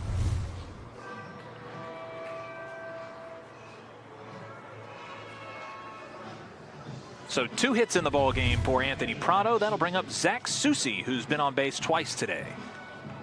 He was solid, not spectacular in his prior start against UConn on April 22nd. 5 innings, 6 hits, only 3 runs. All were earned, but 5 walks and 4 strikeouts.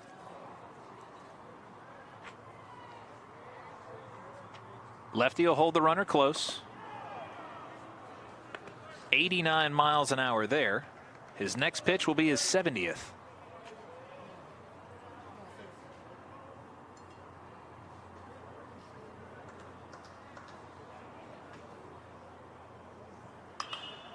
This one's put in the air.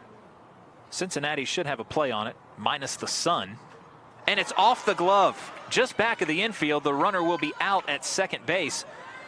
But uncharacteristic play there by Kyle Motice. That one just popped out of his glove. That's the second ball we've seen. We don't know how much the sun affected that by Motice. We saw one earlier with McVay, but Motice just the routine 4-6 put out.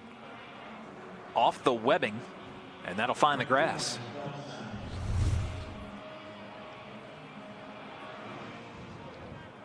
So the runner remains at first base. Getting on there is Susie.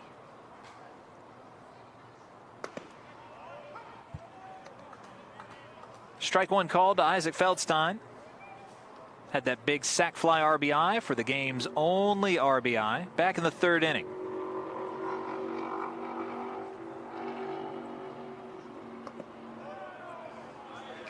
Last year, Isaac came in 2017, put a little power in the middle of the order.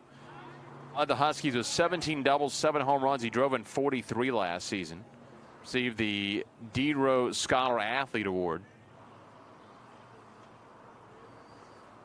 Won't offer at that one. And Aldred falls behind in the count, 2-1. He was excited to get back down here. 6 for 17 a year ago in the championships, including a 3-run homer against Houston. He hit .352 last year in Clearwater.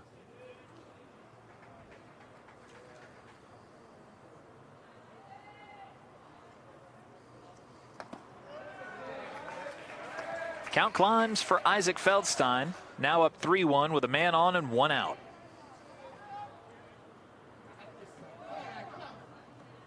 Cam Aldred had 87 at-bats as a freshman in 2016, hit nearly .250. Pitched a handful of games as well. This one's fouled off.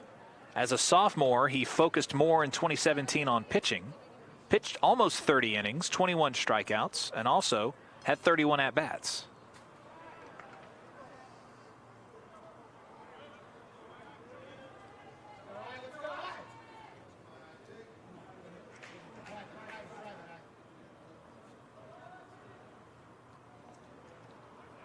Feldstein will have to wait there. Originally out of Batavia, Ohio, went to Cincinnati Country Day. Was the Ohio Division IV Player of the Year and 2-time All-Ohio back in 2014 and 15. Nice for Coach Guggen to have him in the back pocket if you need an at-bat somewhere in an extra inning game. This one's lifted foul behind him, 89 miles an hour. You can have that another day. He's been such an ace this year for Cincinnati that he has not registered an at-bat.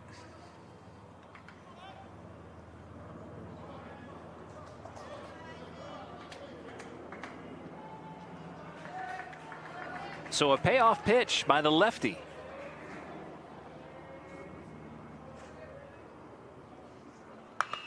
This one's put in the air. It's going to go a long way into left center field.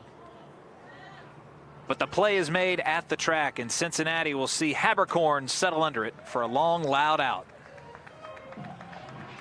2 away now. You were Troy Stefanski, who hit the ball hard in the 3rd, but lined out to Rodriguez after walking back in the 2nd. Just up under Habercorn. A nice job to find his spacing. And Habercorn, a senior, he's played plenty of games down here. He knows the outfield.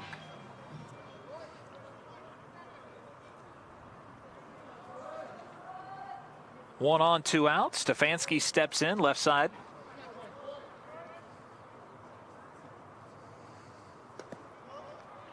And looks at strike one.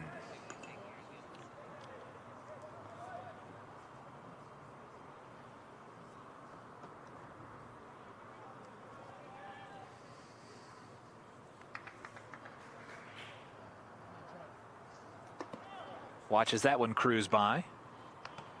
You know, going back to Big East days in this tournament, Jim Penders has won more tournament games here in Clearwater than anyone else. The Huskies captured the final Big East title in 2013 before the leagues broke up. They beat Houston to claim the American Championship in 2016 here on this field. 1-1, and now suddenly Aldred can't find the zone. Correct me if I'm wrong, Garrett. You were at that tournament when they won that last Big East. Did they not lose the first game and make their way back through the bracket? He did it so many years where they would lose the game and then have to play double headers. And I was talking with their radio man before the ball game. They played 6 double headers just this year alone. They're very confident in doing so. This one gets away from Deanna, and the runner will move up. So Susie standing on second base now.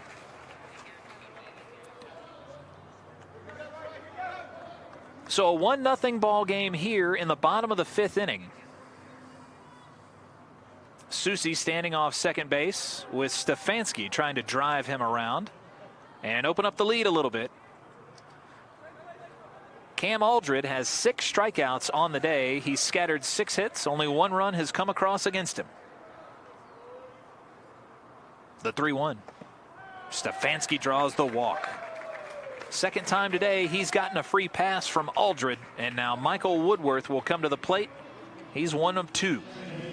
Most trouble he's been in really since the 3rd inning when he had 3 players reach. He ended up getting out of a jam. He did allow a run back in the 3rd, but got a fly and a line out. I'll need something here against Woodworth, who is 1 for 2. Flew to right in the 2nd. He did single in the 4th. Woodworth came in 2nd on the team in batting average.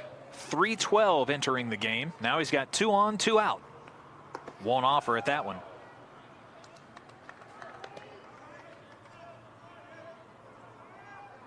Woodworth listed at 5'10", 175 pounds, but don't be fooled. He can drive him around. 19 RBIs on the year. Hitting out of the 6 hole today. Singled in his last at bat. And this is Cam Aldred's game. His team trailing 1-0, bottom of the 5th.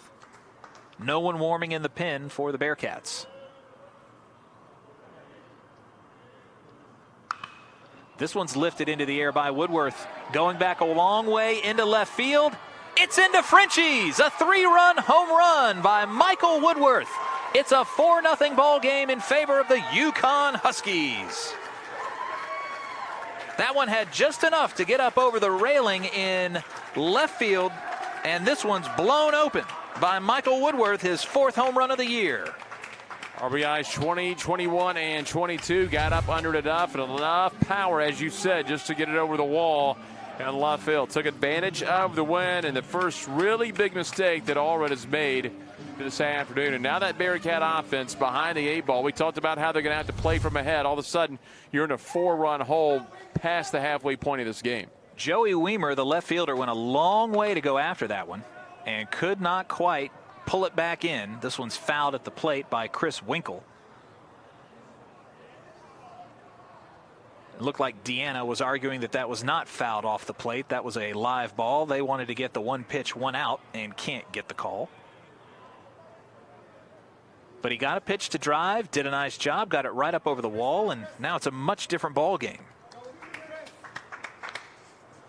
Well, if you thought Fioli could pound the strike zone now with a 4-run lead, he'll really run it in. Aldred had given up just 7 home runs all year. Winkle swings through that one, 77 miles an hour, and he's out in front of it. Going to be a big inning for Cincinnati. They'll have 2, 3, and 4, and they need McVay, Rodriguez, and Bumpus to get something going.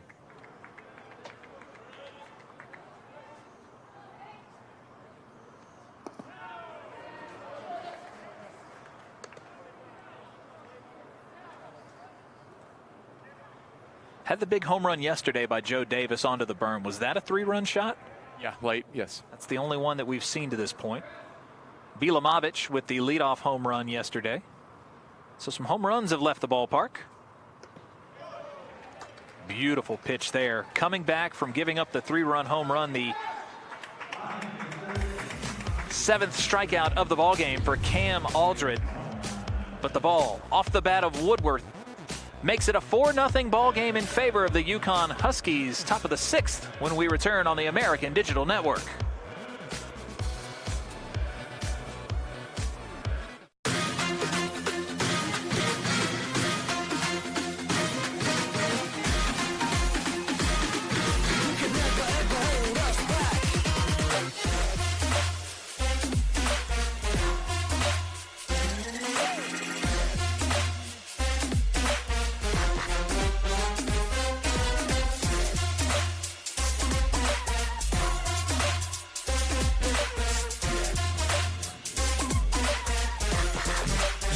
Oh, that ball is hit deep. Left field. Way back. That ball is gone. Double play ball potentially Schreitenstal's over to first. In time double play, and that ends the game.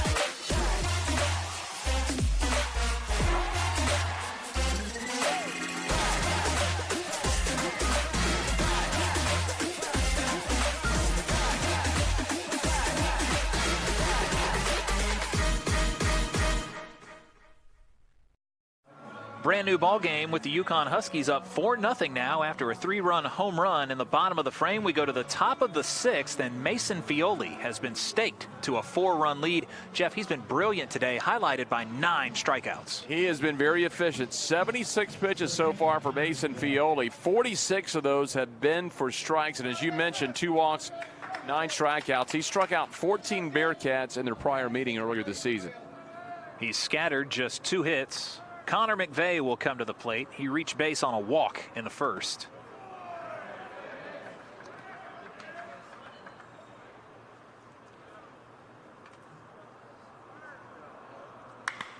This one's hit hard, and it'll drop in left field. A leadoff single for McVeigh, who runs well. Getting in there quickly, the outfielder for the UConn Huskies. Topa sends this one in. He knew McVeigh had eyes for second, but he'll hold him off. Second time McVeigh's been on. He drew the 1-out walk back in the first. He hit it hard in the third. Remember, he stung one to Moriarty, so he's seen the ball well today. Here you come, the heart of the order. Rodriguez, Bumpus, Santiago, with McVeigh setting the table. They need to respond. Don't need 4 runs here, but they do need to get on the board. With one swing of the bat, Rodriguez could cut the lead in half. He's got 12 home runs on the year to lead the team. Manny looks at the first pitch. This one's low to Susi. His uncle Juan Zayas is rooting for Manny right now. He's in Calvert Hall High School in Baltimore, Maryland. Very nice. If your work productivity is suffering, just bill us. Sorry. The 1-0 to Manny. Opposite field. This one's hit high, but should be playable. And settling under that is Feldstein for the first out of the inning. And Rodriguez got up to under that one, down and away. Now Fioli a double play away from getting out of the 6th inning. A.J. Bumpus will come to the plate. He is struck out, grounded out in the third, 0 for 2. Fioli with 9 strikeouts, approaching double digits. His career high last year was 8 Ks in a game when he was the American Rookie Pitcher of the Year, went 7-4. There is a right-hander up in the bullpen for Connecticut, as the pitch count now over 80 for Fioli. That's interesting. Maybe thinking here on a Wednesday, you've got enough offense, maybe you can shut him down, maybe get a couple innings later in the semis or a championship game. The 1-1. Opposite field. Great stab by the third baseman. Got the lead runner. Wow. Can't believe that the ball was in the glove of Connor Moriarty, but he came away with it. Tremendous play by Moriarty. Slides to his left, down on his right knee. Kind of olays it a little bit.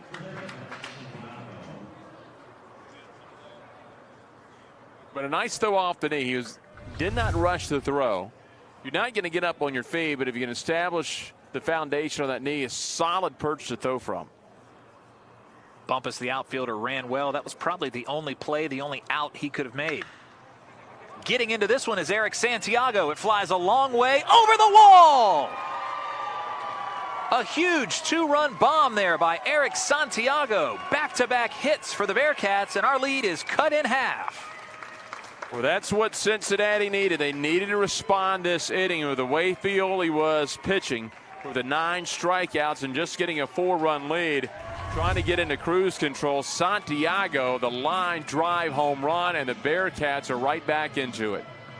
Fioli left that one out over the plate. He's played in 45 games this year. That's just his 3rd home run. None bigger than that one here in the conference tournament.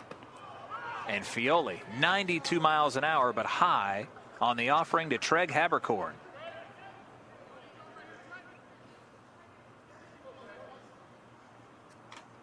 Santiago just golfed that one over the left field wall.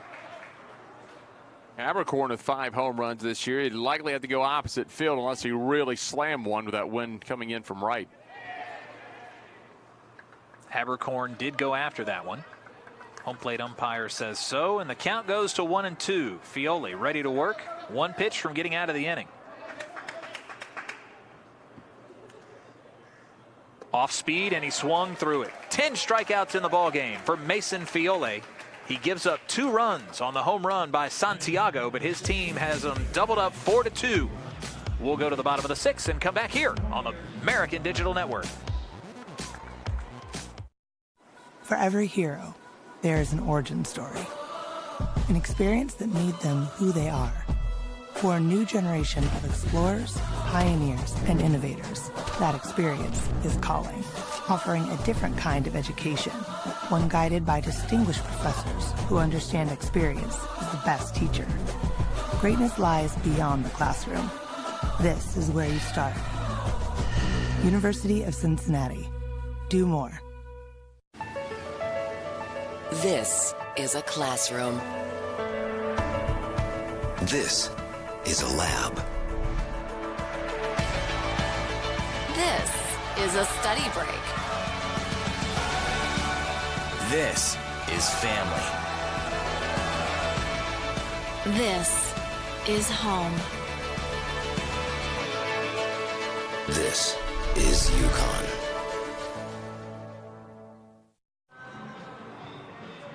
Well, Cincinnati has cut the lead in half with a home run. UConn used a 3-run home run of their own. Now a 4-2 ball game. We're going to the bottom of the 6th, and the Huskies are coming back to the plate. Bearcat fans hoping for a rally here. They enjoyed Santiago's home run. I thought at 4-0 Fiole was really going to settle in. Santiago with a little bit different idea.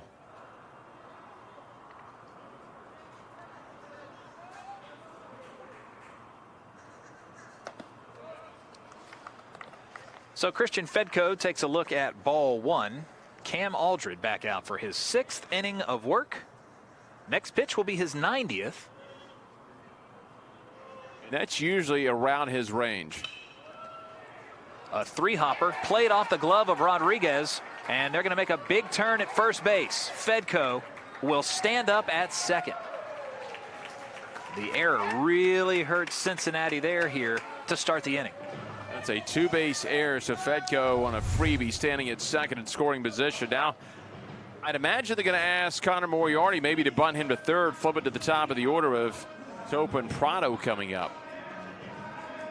I'm mentioning the pitch count for Aldred at 90. That's about his range. 3 times he's gone over 100 pitches. 108 pitches at Tulane March 25th. This is high. Went 105 against East Carolina on March 13th. Aldred didn't expect that. Now he's got a runner behind him on second base. A little action going on now in the Bearcat bullpen as they look at A.J. Kuhlman, a junior right-hander.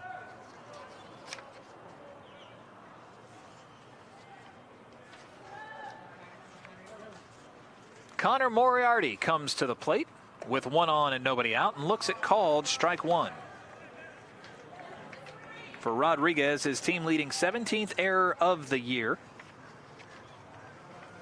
Try and bring some defense inside of the infield, maybe cut the runner down if they can and keep this a 4-2 ball game.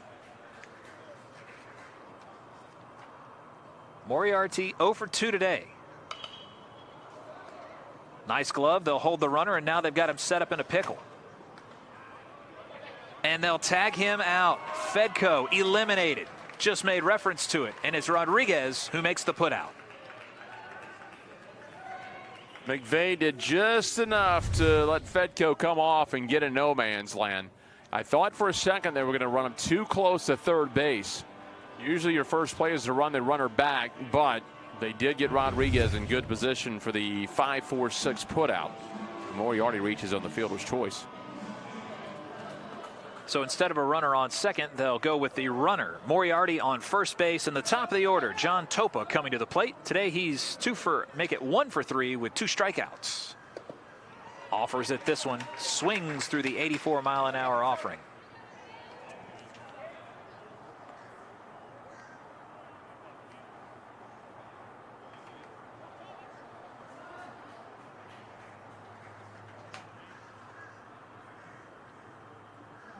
Both pitchers have allowed a home run that have stung them in the ball game. This one's hit back up the middle. Could be two. Rodriguez over to first in time. A double play by Cincinnati, and the Bearcats will bring the offense to the plate in the top of the 7th. 2 runs on 4 hits for the Bearcats, 4 runs on 7 hits for the Huskies, both teams with a multi-run home run in the ballgame. Let's go down on the field with Haley.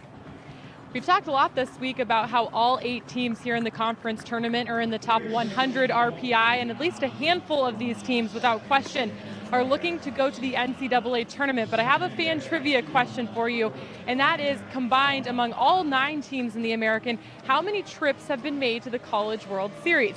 Leave your answers in our questions, and we will let you know who's right. Thank you, Haley. John Topa grounds into the inning-ending double play. Just the 4th time all season he's grounded into a double play. Cincinnati coming to the plate here, Jeff. They broke through against Fiole there. Santiago powered one over the wall in left. What do they need to do for an encore here in the 7th? They got to get some kind of production out of the bottom of the order. They've had 6 at-bats. They're 1 for 6 with 5 strikeouts. Fiole has really dominated 7, 8, and 9. So, however, Weimer, Murphy, and Deanna have to do it. They've got to get on base. By the way, that double play, we mentioned the number earlier, 68th double play of the year turned by Cincinnati.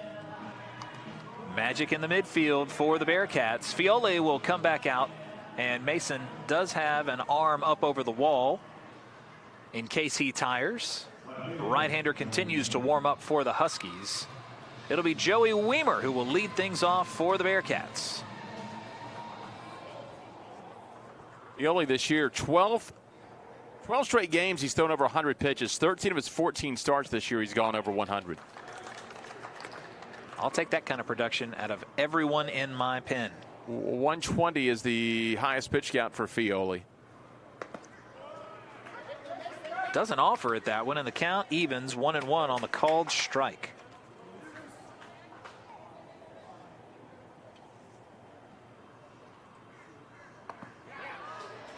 The 6'5", 200-pound Weimer falls behind in the count 1-2. Weimer, a freshman out of Temperance, Michigan, and Bedford High School. 6'5", is 200 pounds, as you mentioned. Here's a chopper. Could be trouble. The throw to first pulls him off the bag. We'll see what the ruling is, but as I mentioned, it doesn't matter how the bottom third of the order gets on. They have to find a way to set the table. Right now, it's just in the middle of the order that's produced for the Bearcats. Prado has to come over on this chopper behind the hill. And the throw to the right of the bag and pulls him off. A runner on. Now the tying run comes to the plate. Will be a infield single for Joey Weimer.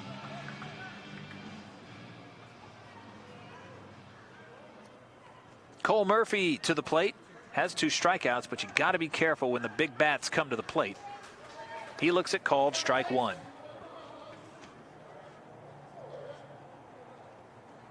Murphy 6'6", 230 out of Cincinnati, Ohio. And the big man squares to bunt. He'll pull it back, and Susi does a nice job of smothering it. They've got 31 sack bunts on the year, but Murphy does not have one of those. Bottom of the order here, again, struggling to do something. Even a leadoff single.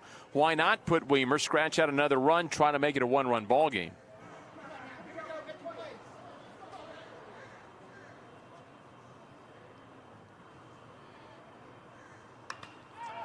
This one's popped a mile high. Moriarty giving chase, and they just run out of real estate.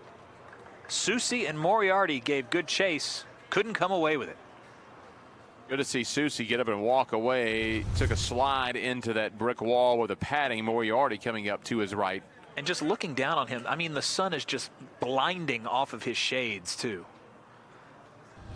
Tough to handle that Florida sun right now. Cole Murphy getting a talking to by the third base coach, and he'll send him back to the batter's box. I don't know, a guy with no sack bunts this year, I don't know if you risk a 2-strike opportunity. Meanwhile, Weimer has 9 stolen bases. Maybe you run the old fake bunt and steal play. Try to get a diversion at the plate.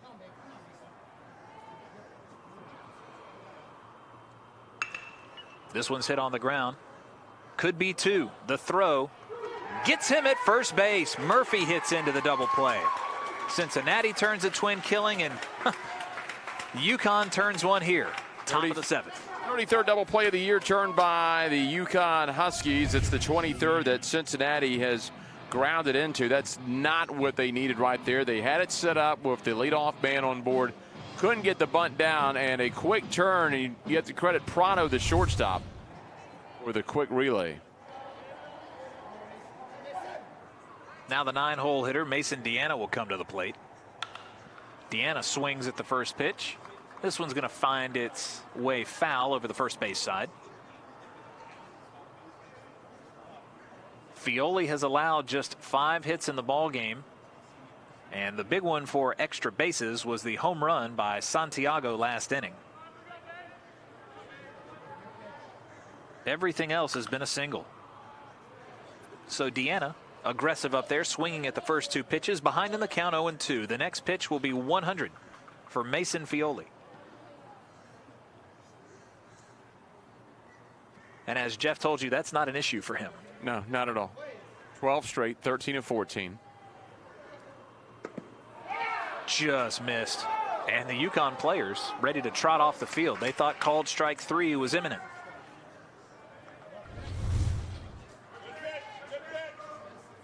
Outside part of the plate, knee high.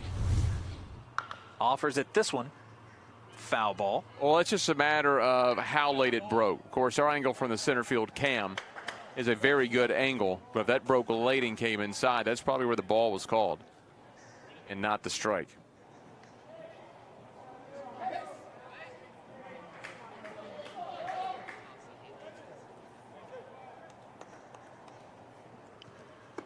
Deanna won't offer at that one.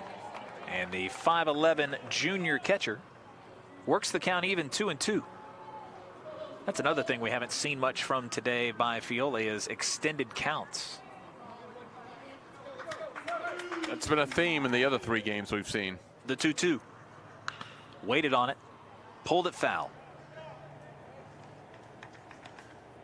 Solid pickup by Scott Guggens, who coaches third base as well as runs the entire team.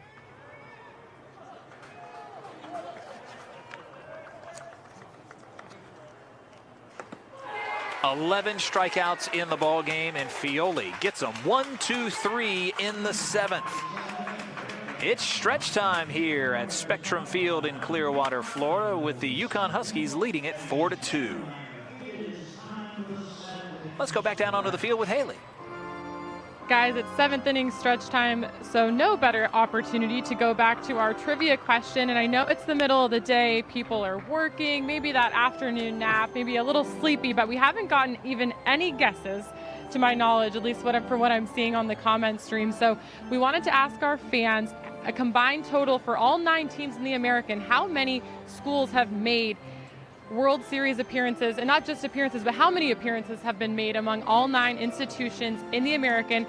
We're looking for guesses, and I'll give you a hint because I think we might be at that point. It's over 10 appearances combined between all 9 schools. Garrett, Jeff, do you guys have any guesses? I have a guess from earlier. I'll keep it under my hat. Yeah, this is a different question from earlier. That was NCAA tournament appearances. This is World Series appearances. That is correct.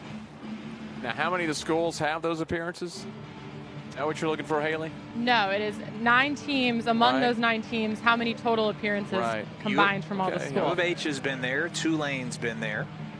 Of course, Wichita State has been there. And UConn has been there. We're getting close.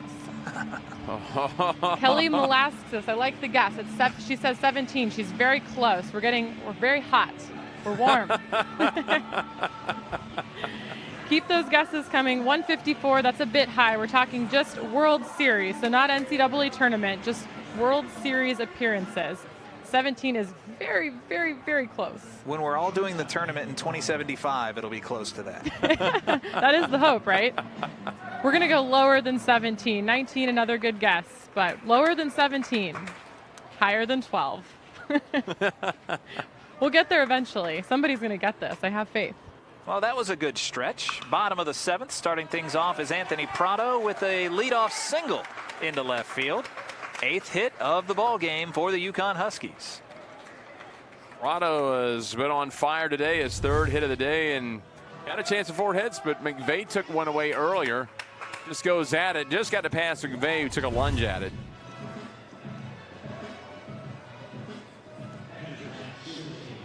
Shout out to Kelly with the correct answer. 16 College World Series appearances across the 9 teams here in the American. Cam Aldred, 96 pitches in the ballgame. He has allowed 4 runs on 8 hits now. He struck out 7. And the man warming in the pin behind him is number 34, A.J. Kuhlman, the junior. Again, unlike Fioli, Aldred's only gone 100 pitches 3 times. 108 against Tulane, 105 against UConn, 105 at his last start at ECU. This one's put in the air. Chance to drop in fair territory. No, it's off that green padding down the left field line. I am glad Weimer did not decide to dive. He was going to go head first into that wall. He'll go and retrieve the ball. There's Kuhlman, who's been warming for about an inning.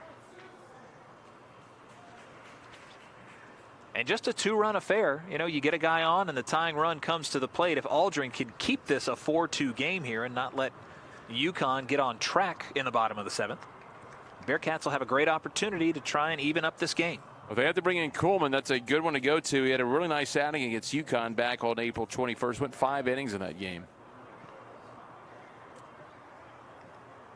Aldrin comes set with a man on and nobody out.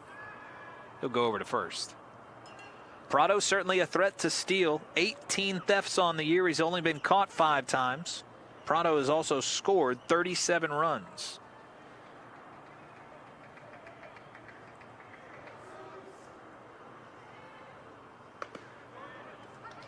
This one's called strike 2 to Zach Susi. Susi behind in the count now. The headlines in the game have been Mason Fiole, who has struck out 11. And of course, Michael Woodworth, who hit the 3-run home run in the 5th to give UConn some breathing room. This one gets away from Deanna. He will not hold, and the runner moves up to second base. Nice running there by Prado, now in scoring position. Both catchers today have had some issues blocking balls in front of the plate.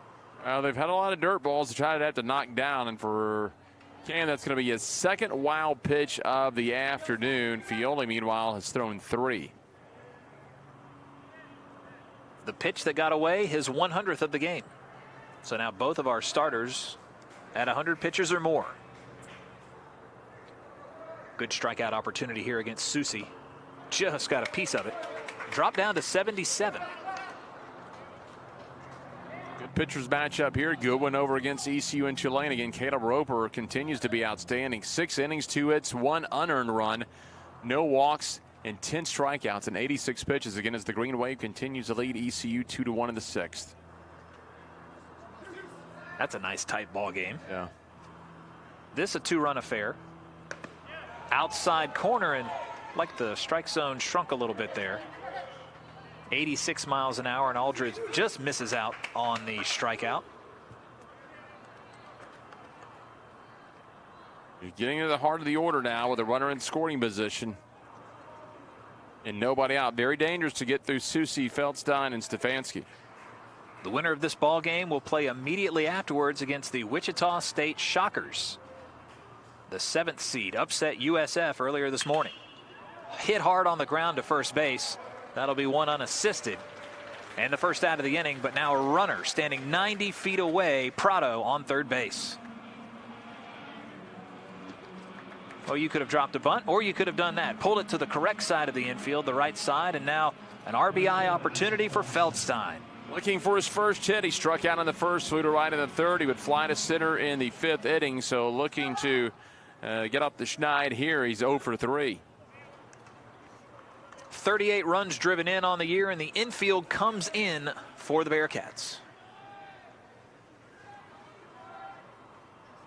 Cincinnati trying to keep this thing manageable.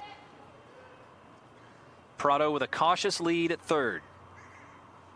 Feldstein, first pitch swinging. He's trying to make it a 6-2 ball game there. That was a hefty hack.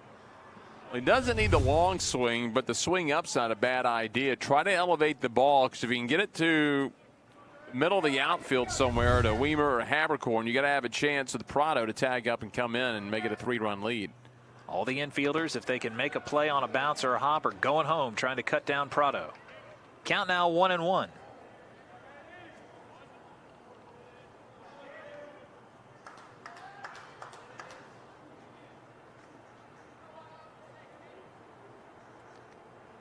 Fifth on the team in batting average, trying to come through here and give his team some breathing room. Hits this one in the air to left field. It'll stay fair. Prado will trot home and make it a 5-2 ball game. An RBI double for Isaac Feldstein, and the UConn Huskies now have a 3-run lead. That would just stayed inside the line. Well, that's the bonus for him. He just wanted to elevate it, get somewhere in the outfield, deep enough to score the run, tucks it in just inside the corner on the warning track. Ends up at second base, and so Isaac Feldstein comes through big for the UConn Huskies.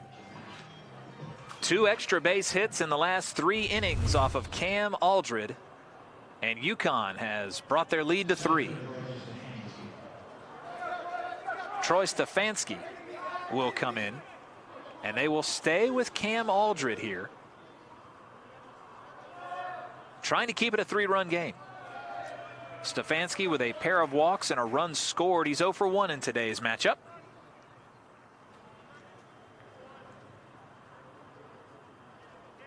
Cincinnati certainly had a lot of life after that 2-run home run by Santiago.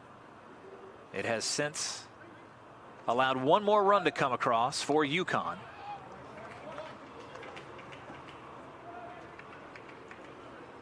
And only 1 out here in the inning in the bottom of the 7th.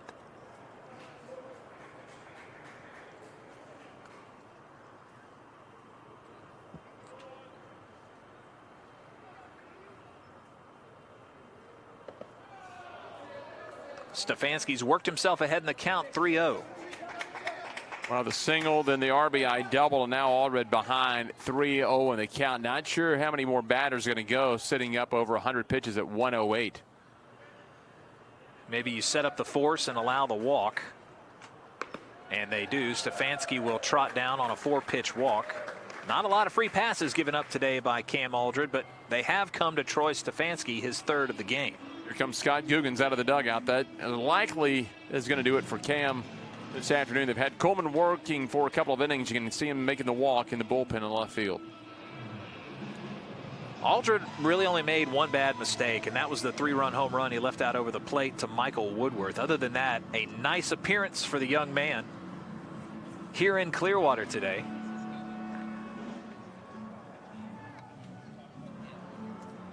So a pitching change has been called for by Cincinnati. The Bearcats will bring their 2nd arm into the ballgame from the left field wall.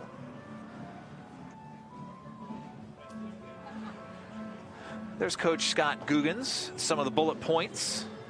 Came over from Xavier after 12 years across town, and he won a couple of titles there at Xavier in 2016 and 17.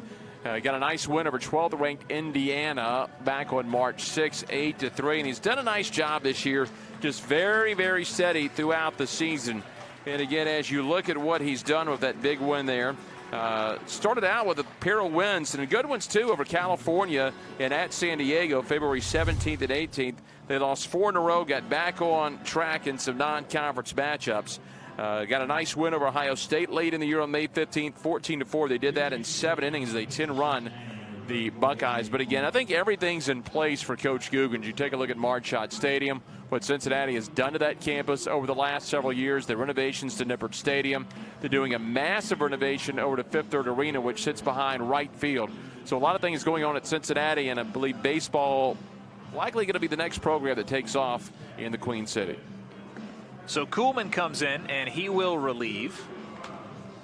Big body up there on the hill. They'll turn things around and throw a right-hander now. When the Bearcats do get out of the inning and come back to the plate in the top of the 8th, they will have the top of the order, but time's running out on them. They're down to their final 6 outs on offense. Coleman 1-3 with a save, a .469 earned run average this year. In 48 innings, he surrendered 46 hits, 32 runs, 25 earned, 22 walks, 34 strikeouts. He's thrown 7 wild pitches. He's hit just 1 batter this year. Coleman on April 21st faced UConn.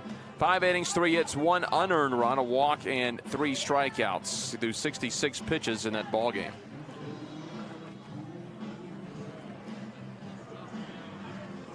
And we have an update from our other ball game going on now with the teams in action. Over at Robin Roberts, Tulane and ECU still underway and pretty much keeping similar pace with this game, but really not so much an update, rather just still 2-1 over there. ECU was able to get one back in the 5th, but in the middle of the 7th, Tulane up 2-1. The Green Wave trying to go 2-0 early on here in this tournament. Don't believe that ECU will go down quietly in that ball game. Oh. So A.J. Kuhlman will face Michael Woodworth, who blew the game open with a 3-run home run to left in his last at bat.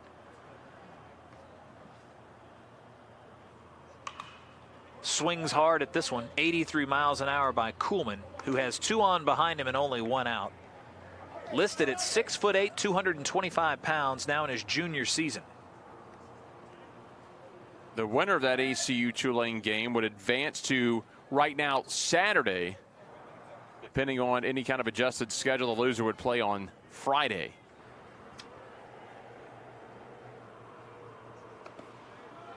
I'm sure this has been talked about by numerous broadcasters, but Kuhlman's grandfather, Jim Perry, played in the majors from 59 to 75.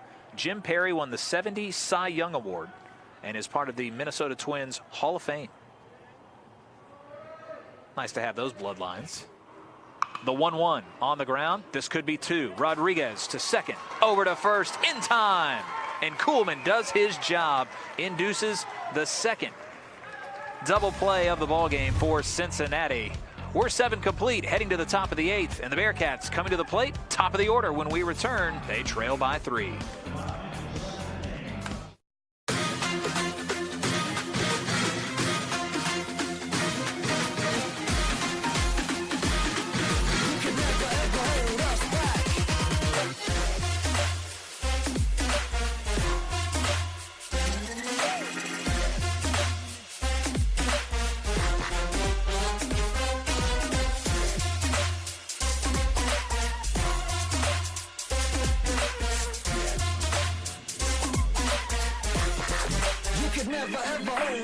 Oh, that ball is hit deep. Left field. Way back. That ball is gone. Double play ball potentially Schreitenthal's over to first. In time. Double play, and that ends the game.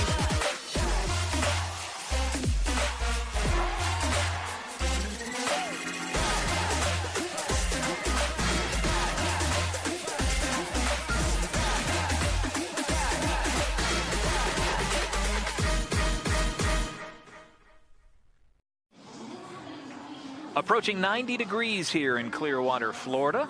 Spectrum Field with UConn leading 5-2, top of the 8, and the Huskies will head back into the field. New pitcher in the ball game for UConn is Jacob Wallace, a sophomore right-hander.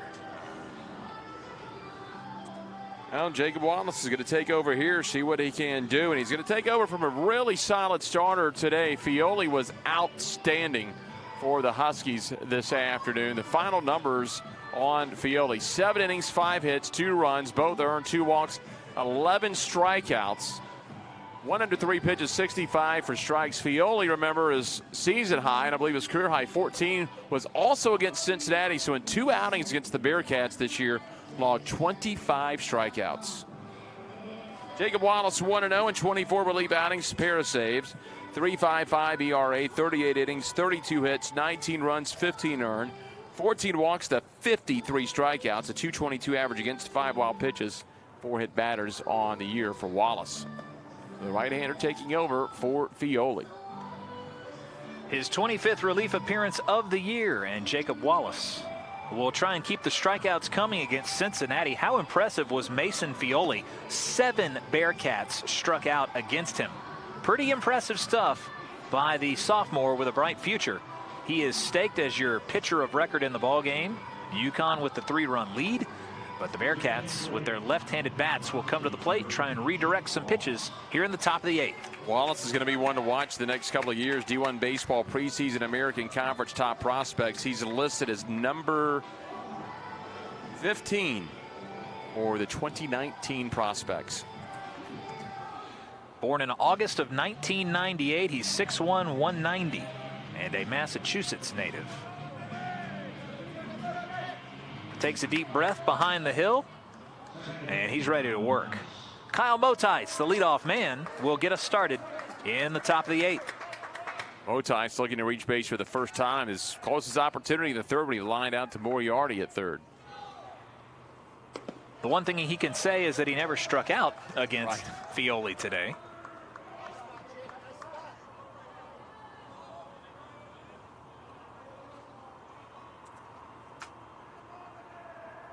Wallace deals and gets called strike one. One of only 2 players, Motice and McVeigh, are the only 2 Bearcats that weren't struck out by Fioli this afternoon. Nice rotation last year for UConn. As that one comes across and misses, Wallace was not able to get as many opportunities. He appeared in 13 games, all out of the bullpen, went 0-1.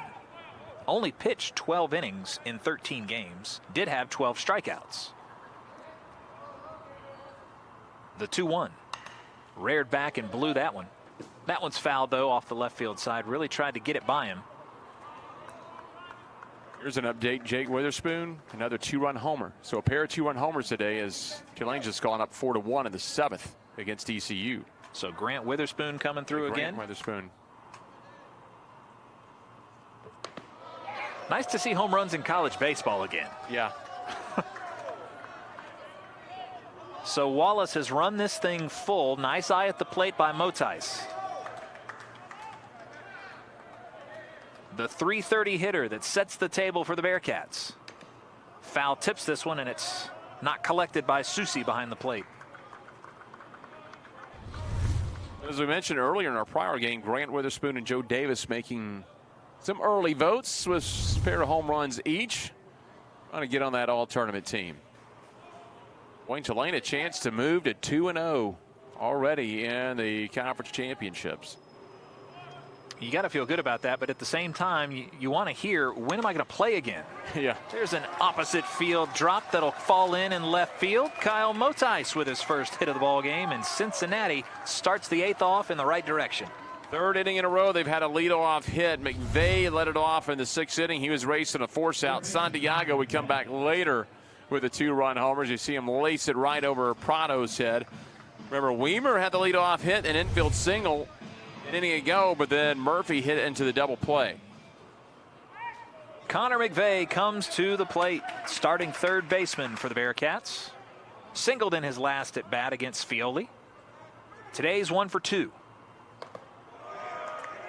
McVeigh holds off.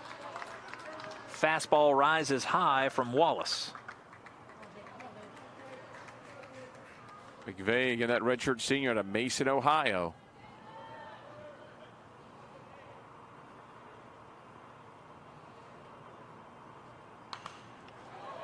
Blasts him inside with that fastball, and he fouls it back. He's the only Bearcat on the team that's been with the Americans since inception. You won a national honor his freshman year, the National Hitter of the Week by the baseball writers on May 13th back in 2014.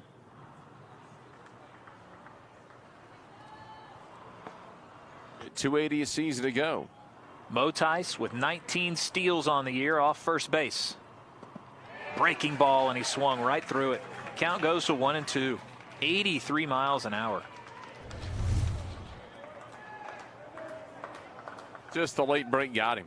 They've got to get some production here. 2 through 6. You get the home run from Santiago.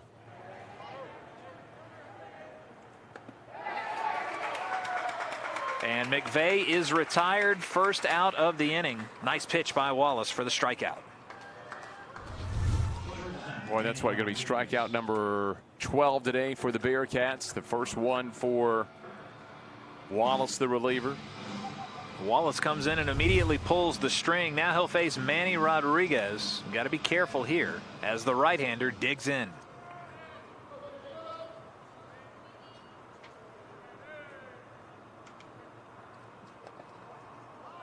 Keeps it away from Rodriguez, who goes ahead in the count. Manny in today's ball game has struck out, walked, and flown out. Today he's 0 for 2.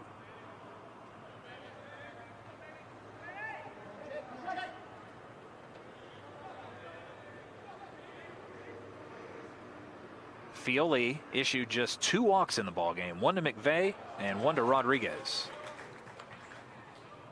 Wallace evens the count. It's now 1-1.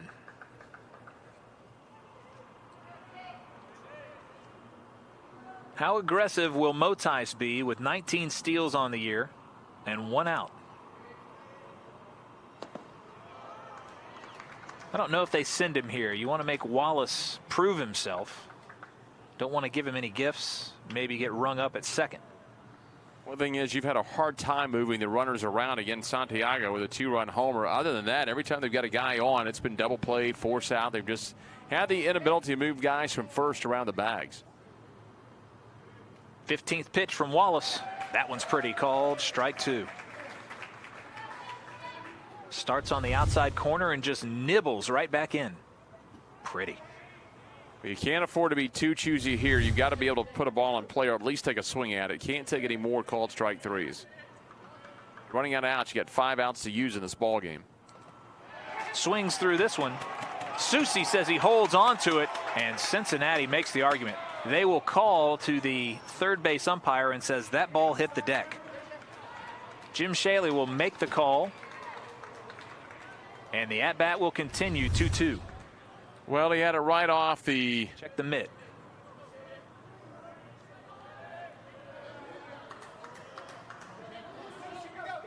An extremely short hop.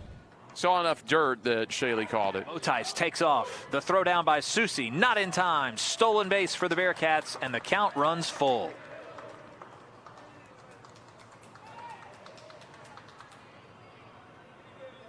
Great jump there for the 20th stolen base of the year for Kyle Motice.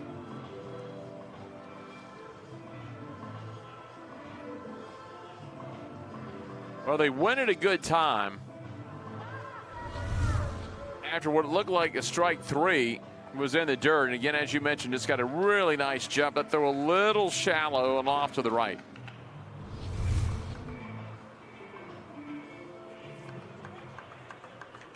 Now Wallace dealing with a man behind him on second base, and Rodriguez waiting for a payoff pitch.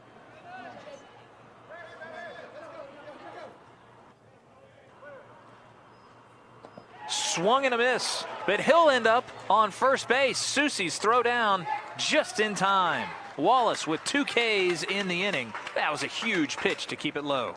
Yeah, got it down on Susi. A nice job to gun him down at first base to keep the runner off and get the second out.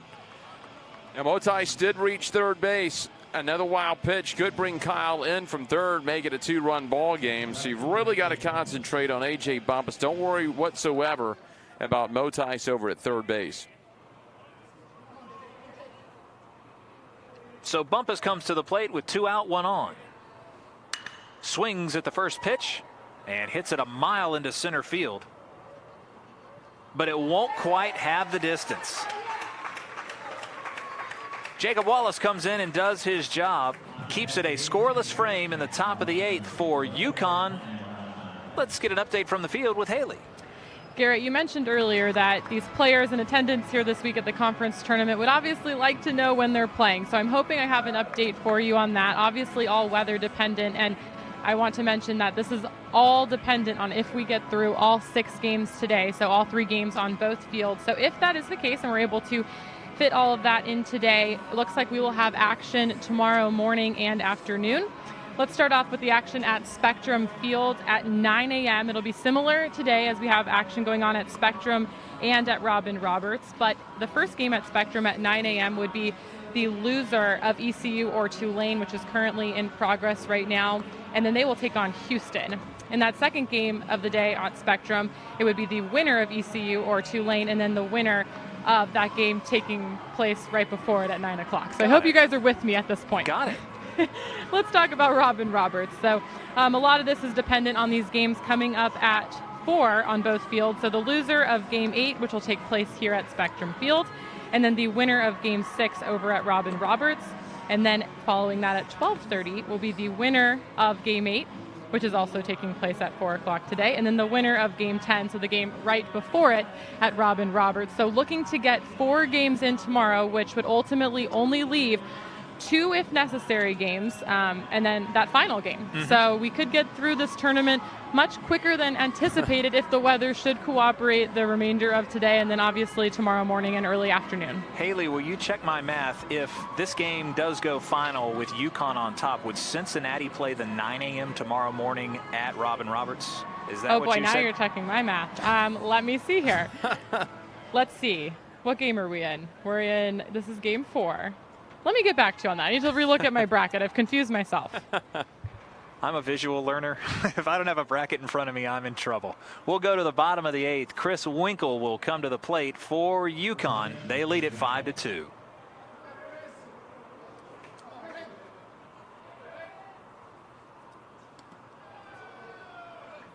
A.J. Kuhlman did a great job for Cincinnati. Getting out of the inning, induced a ground ball double play.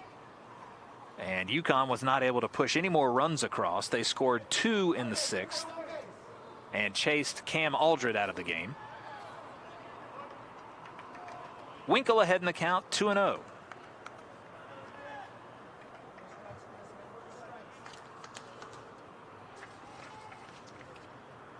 Deanna sending in the signals from behind the plate.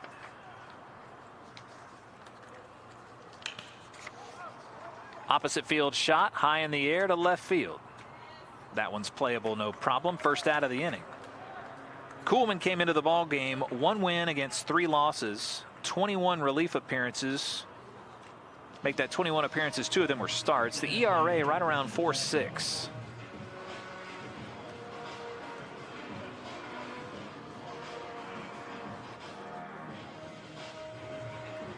Haley, you have an update for us. I would like you to repeat your question regarding the bracket because I think after my math is being done, I think I might be able to finally answer it for you. Kuhlman deals to Fedco, and it's strike 1. So if UConn wins this game and Cincinnati falters, would they play the 9 a.m. at Robin Roberts tomorrow? So if UConn wins this game, they will obviously play in that next game here on Spectrum Field, which would mean that it would depend on if they win or lose that game. So the loser of the next game would play at 9 a.m. and the winner of the next game would play at 12:30. So I hope that answers your question. I'm still trying to process it myself. Here's the 1-1. Fedco takes it on the outside part of the plate, strike 2. There'll be a graphic on the American.org or a story, but I think we're looking at 3 games at Spectrum, 1 at Robin Roberts tomorrow. But unlike you, Garrett, read the story because it just confused me. I'll catch up on social media at the end of the night. Fedco works the count even, 2-2. Christian in today's ball game has put the bat on the ball but has not been able to find a hit. He struck out in the 2nd, popped out on a bunt in the 4th, reached on an error in the 6th. Still looking for his first hit. Won't offer there, and the count goes full. 5 runs on 9 hits for the Huskies, 2 runs on 6 hits, and 1 error for the Bearcats. The sun continues to beat down here, 89 degrees in Clearwater, and the sun has played havoc with a couple of pop flies. Gets that in his wheelhouse and puts it high into the air. But the catch is made. Habercorn has that one, and 2 outs quickly here in the 8th.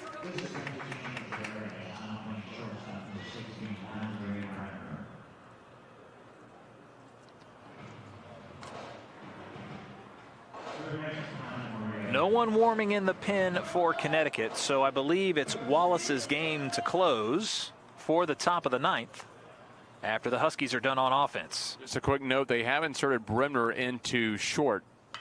Here's Connor Moriarty, and he'll extend the inning. Little shallow liner into left center field for the 10th hit of the ball game. The Huskies now in double digits. Again, Bremner now in at short. He hit straight up for Rodriguez in the 3-hole.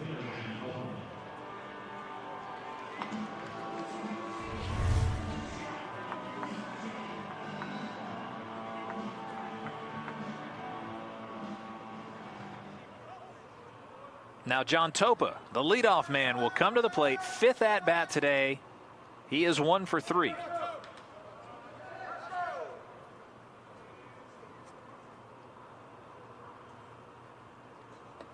Topa trying to give his reliever a little insurance. His team up by 3. Pretty good as a leadoff man at driving in runs. 25 runs driven in on the season. Does have 8 doubles.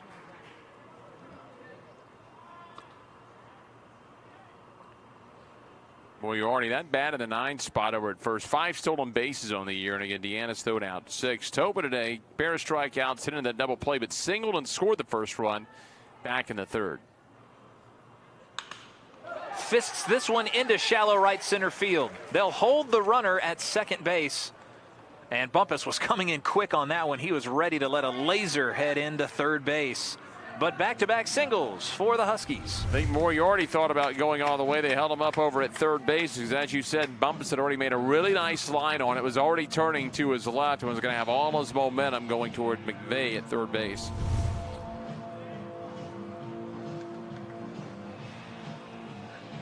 Anthony Prado, 3 singles in the ballgame, will come to the plate.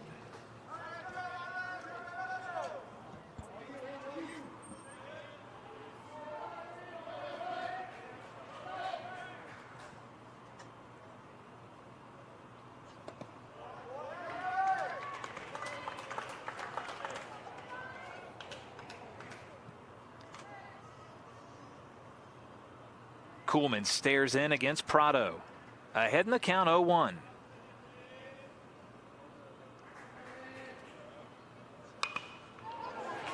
Looks like this one's going to fall in shallow right field.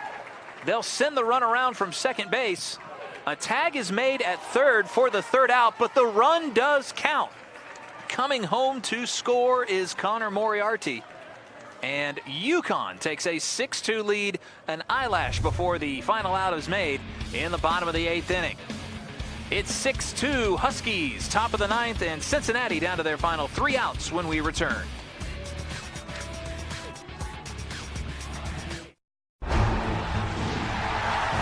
$7,000 student athletes rising to become champions in 21 different sports at 13 esteemed institutions across 11 states. 360,000 students and 2.6 million alumni rise up in celebration of a Power 6 conference known as the American.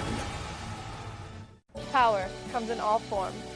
Power is a big tackle, a big save, a clutch hit, and a game-winning shot. Power is also standing up for what is right. Power is respecting an opponent, officials, student athletes, coaches, and team representatives.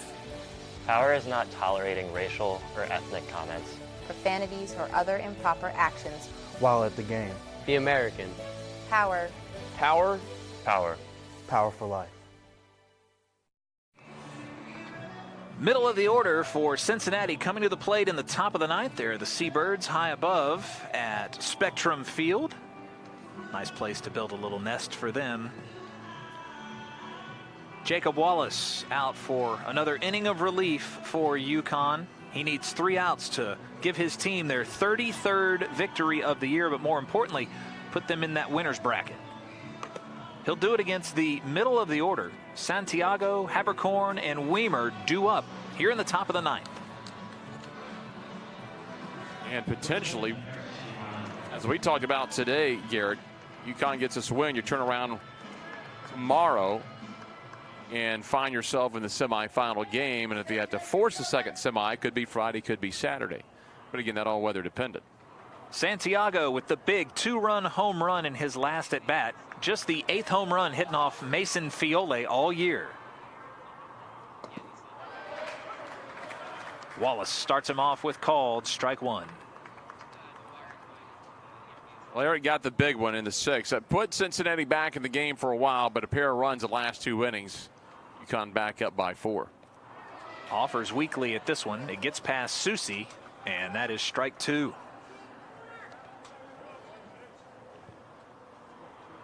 Santiago did strike out in the 2nd, 1 for 3 today. Hit his 3rd home run of the year.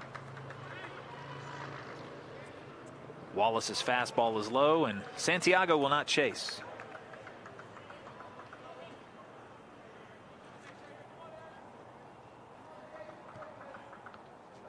Last season, UConn got off on the right foot, beat Cincinnati 12-3 here in this tournament, but was not able to advance to the championship game and defend their title from 16. Balls continue to keep getting away from Susi behind the plate.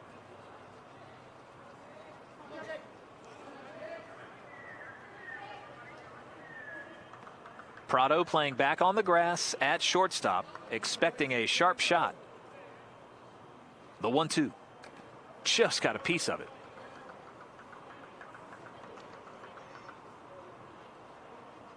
So if things hold, the UConn Huskies will take on a Dynamite team directly after this one. The next game up on our broadcast on the American Digital Network. Wichita State waiting in the ranks. Now, they told Haley they were going to go back to the hotel, try and hydrate, get some food, rest a little bit.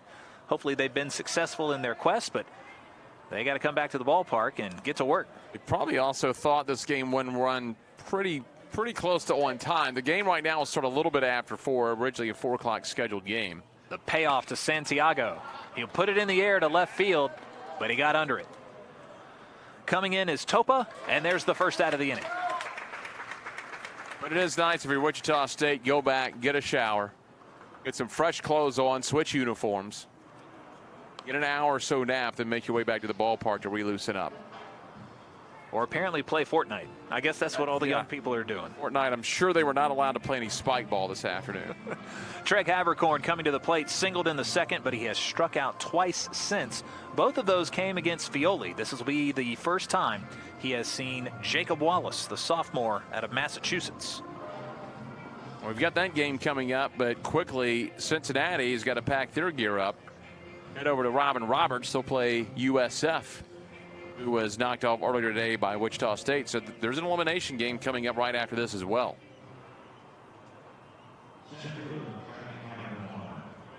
So Havercorn finally steps in the box. Defense comes set behind Jacob Wallace.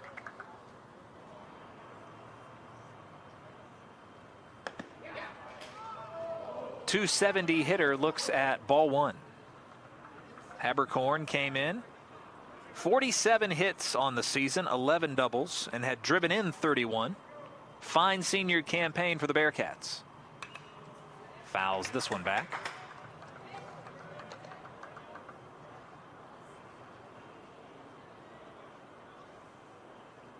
Interesting how weather can play havoc with conference tournaments. Cincinnati and UConn didn't play a game before. UCF had already been eliminated in this tournament. And if Cincinnati cannot generate 3 runs here, they will be headed to an elimination game. Wallace ahead in the count now, 1-2.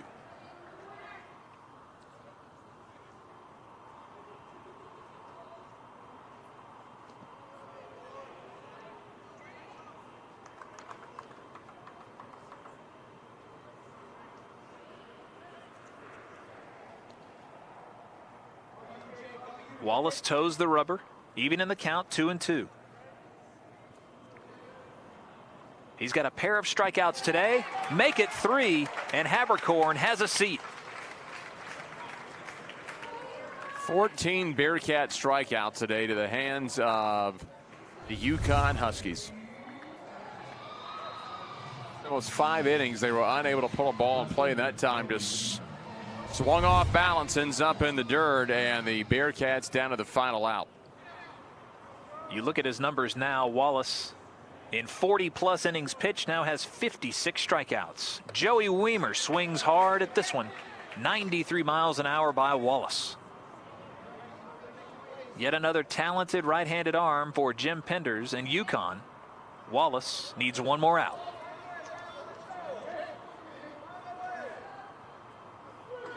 Weimer had that infield single, hit it in really into over the top of the pitcher's mound. They were not able to make the play. His only hit of the ball game. He struck out in his 2 previous at-bats. Well, you thought that's where they would kind of rally the bottom of that order, but then Murphy hit into the 4-6-3. Weimer has that one come in right on his hands. That'll even the count up at 1 apiece. Top of the 8th, Tulane leading ECU 4-2. Wallace working on his 3rd save of the season. Weimer looks at strike 2. P.J. Poulin is the league leader with 15 saves and set a UConn record. They haven't had to use him in this game today. Bearcats have managed just 6 hits. Weimer with a good eye at the plate lets that one go through. See how close it was. Just off the plate. Susie did a nice job of framing it, just didn't get the call.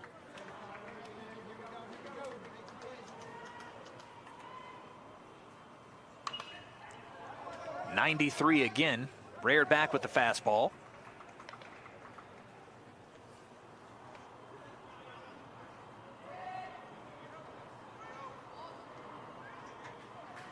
Well, what really hurt Cincinnati, they managed just 2 hits through the first 5 innings. Could never gain traction against Mason Fioli. Payoff pitch.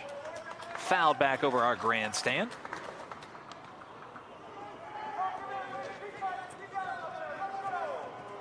Moriarty playing fairly close to the line and back of the bag at third. The rest of the infielders back near the grass of the outfield. Wallace's payoff pitch. Missed him on the outside corner. And Cincinnati's got a base runner here in the top of the 9th. Well, they're still alive. Nice job by Weimer to hang in there. And that'll bring up Murphy, who's over 3. Pair of strikeouts and a double play. So he is due. Deanna behind him, 1 for 3 with a pair of strikeouts and a single. Just the 3rd walk of the ball game for the Bearcats, and the first issued by Wallace since taking over in the 8th. Got to be careful against Cole Murphy. Big body up there in the left-hand box. Murphy with 9 home runs on the season. Batting out of the 8-hole today.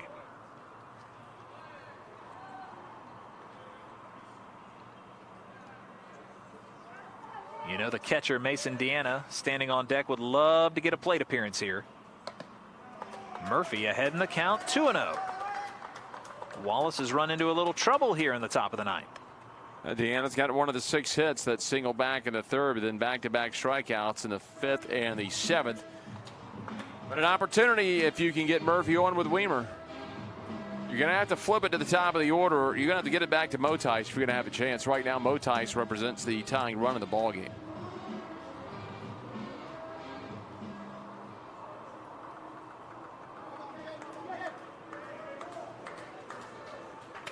So Weimer with 9 stolen bases. Pretty good lead standing off first. Murphy up 2-0. Swinging. And that'll be strike 1. That might be the only good pitch he gets to hit. And he couldn't make contact. Right down the middle. Wallace comes set. Late on the fastball again. That's his fastest pitch at 94 today.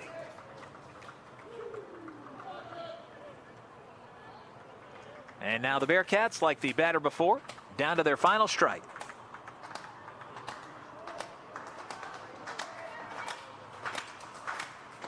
Swing and a miss. The UConn Huskies are moving on here in Clearwater. They win 6-2 in their tournament opener over the Cincinnati Bearcats. Nice job by Wallace to get the save, his 3rd of the year, and close out the ball game. But what a job by Mason Fioli. 11 strikeouts. There he is, number 21.